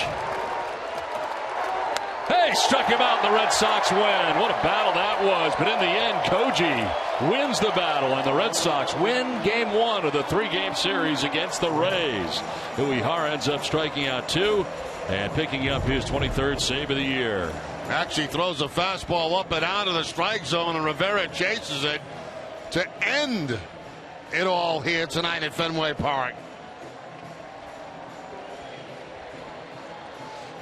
So a win for Tazawa, the save for Uehara, the loss for McGee as the Red Sox take Game 1 of the series 7-5, and a good start to this American League East battle. Tom Karen.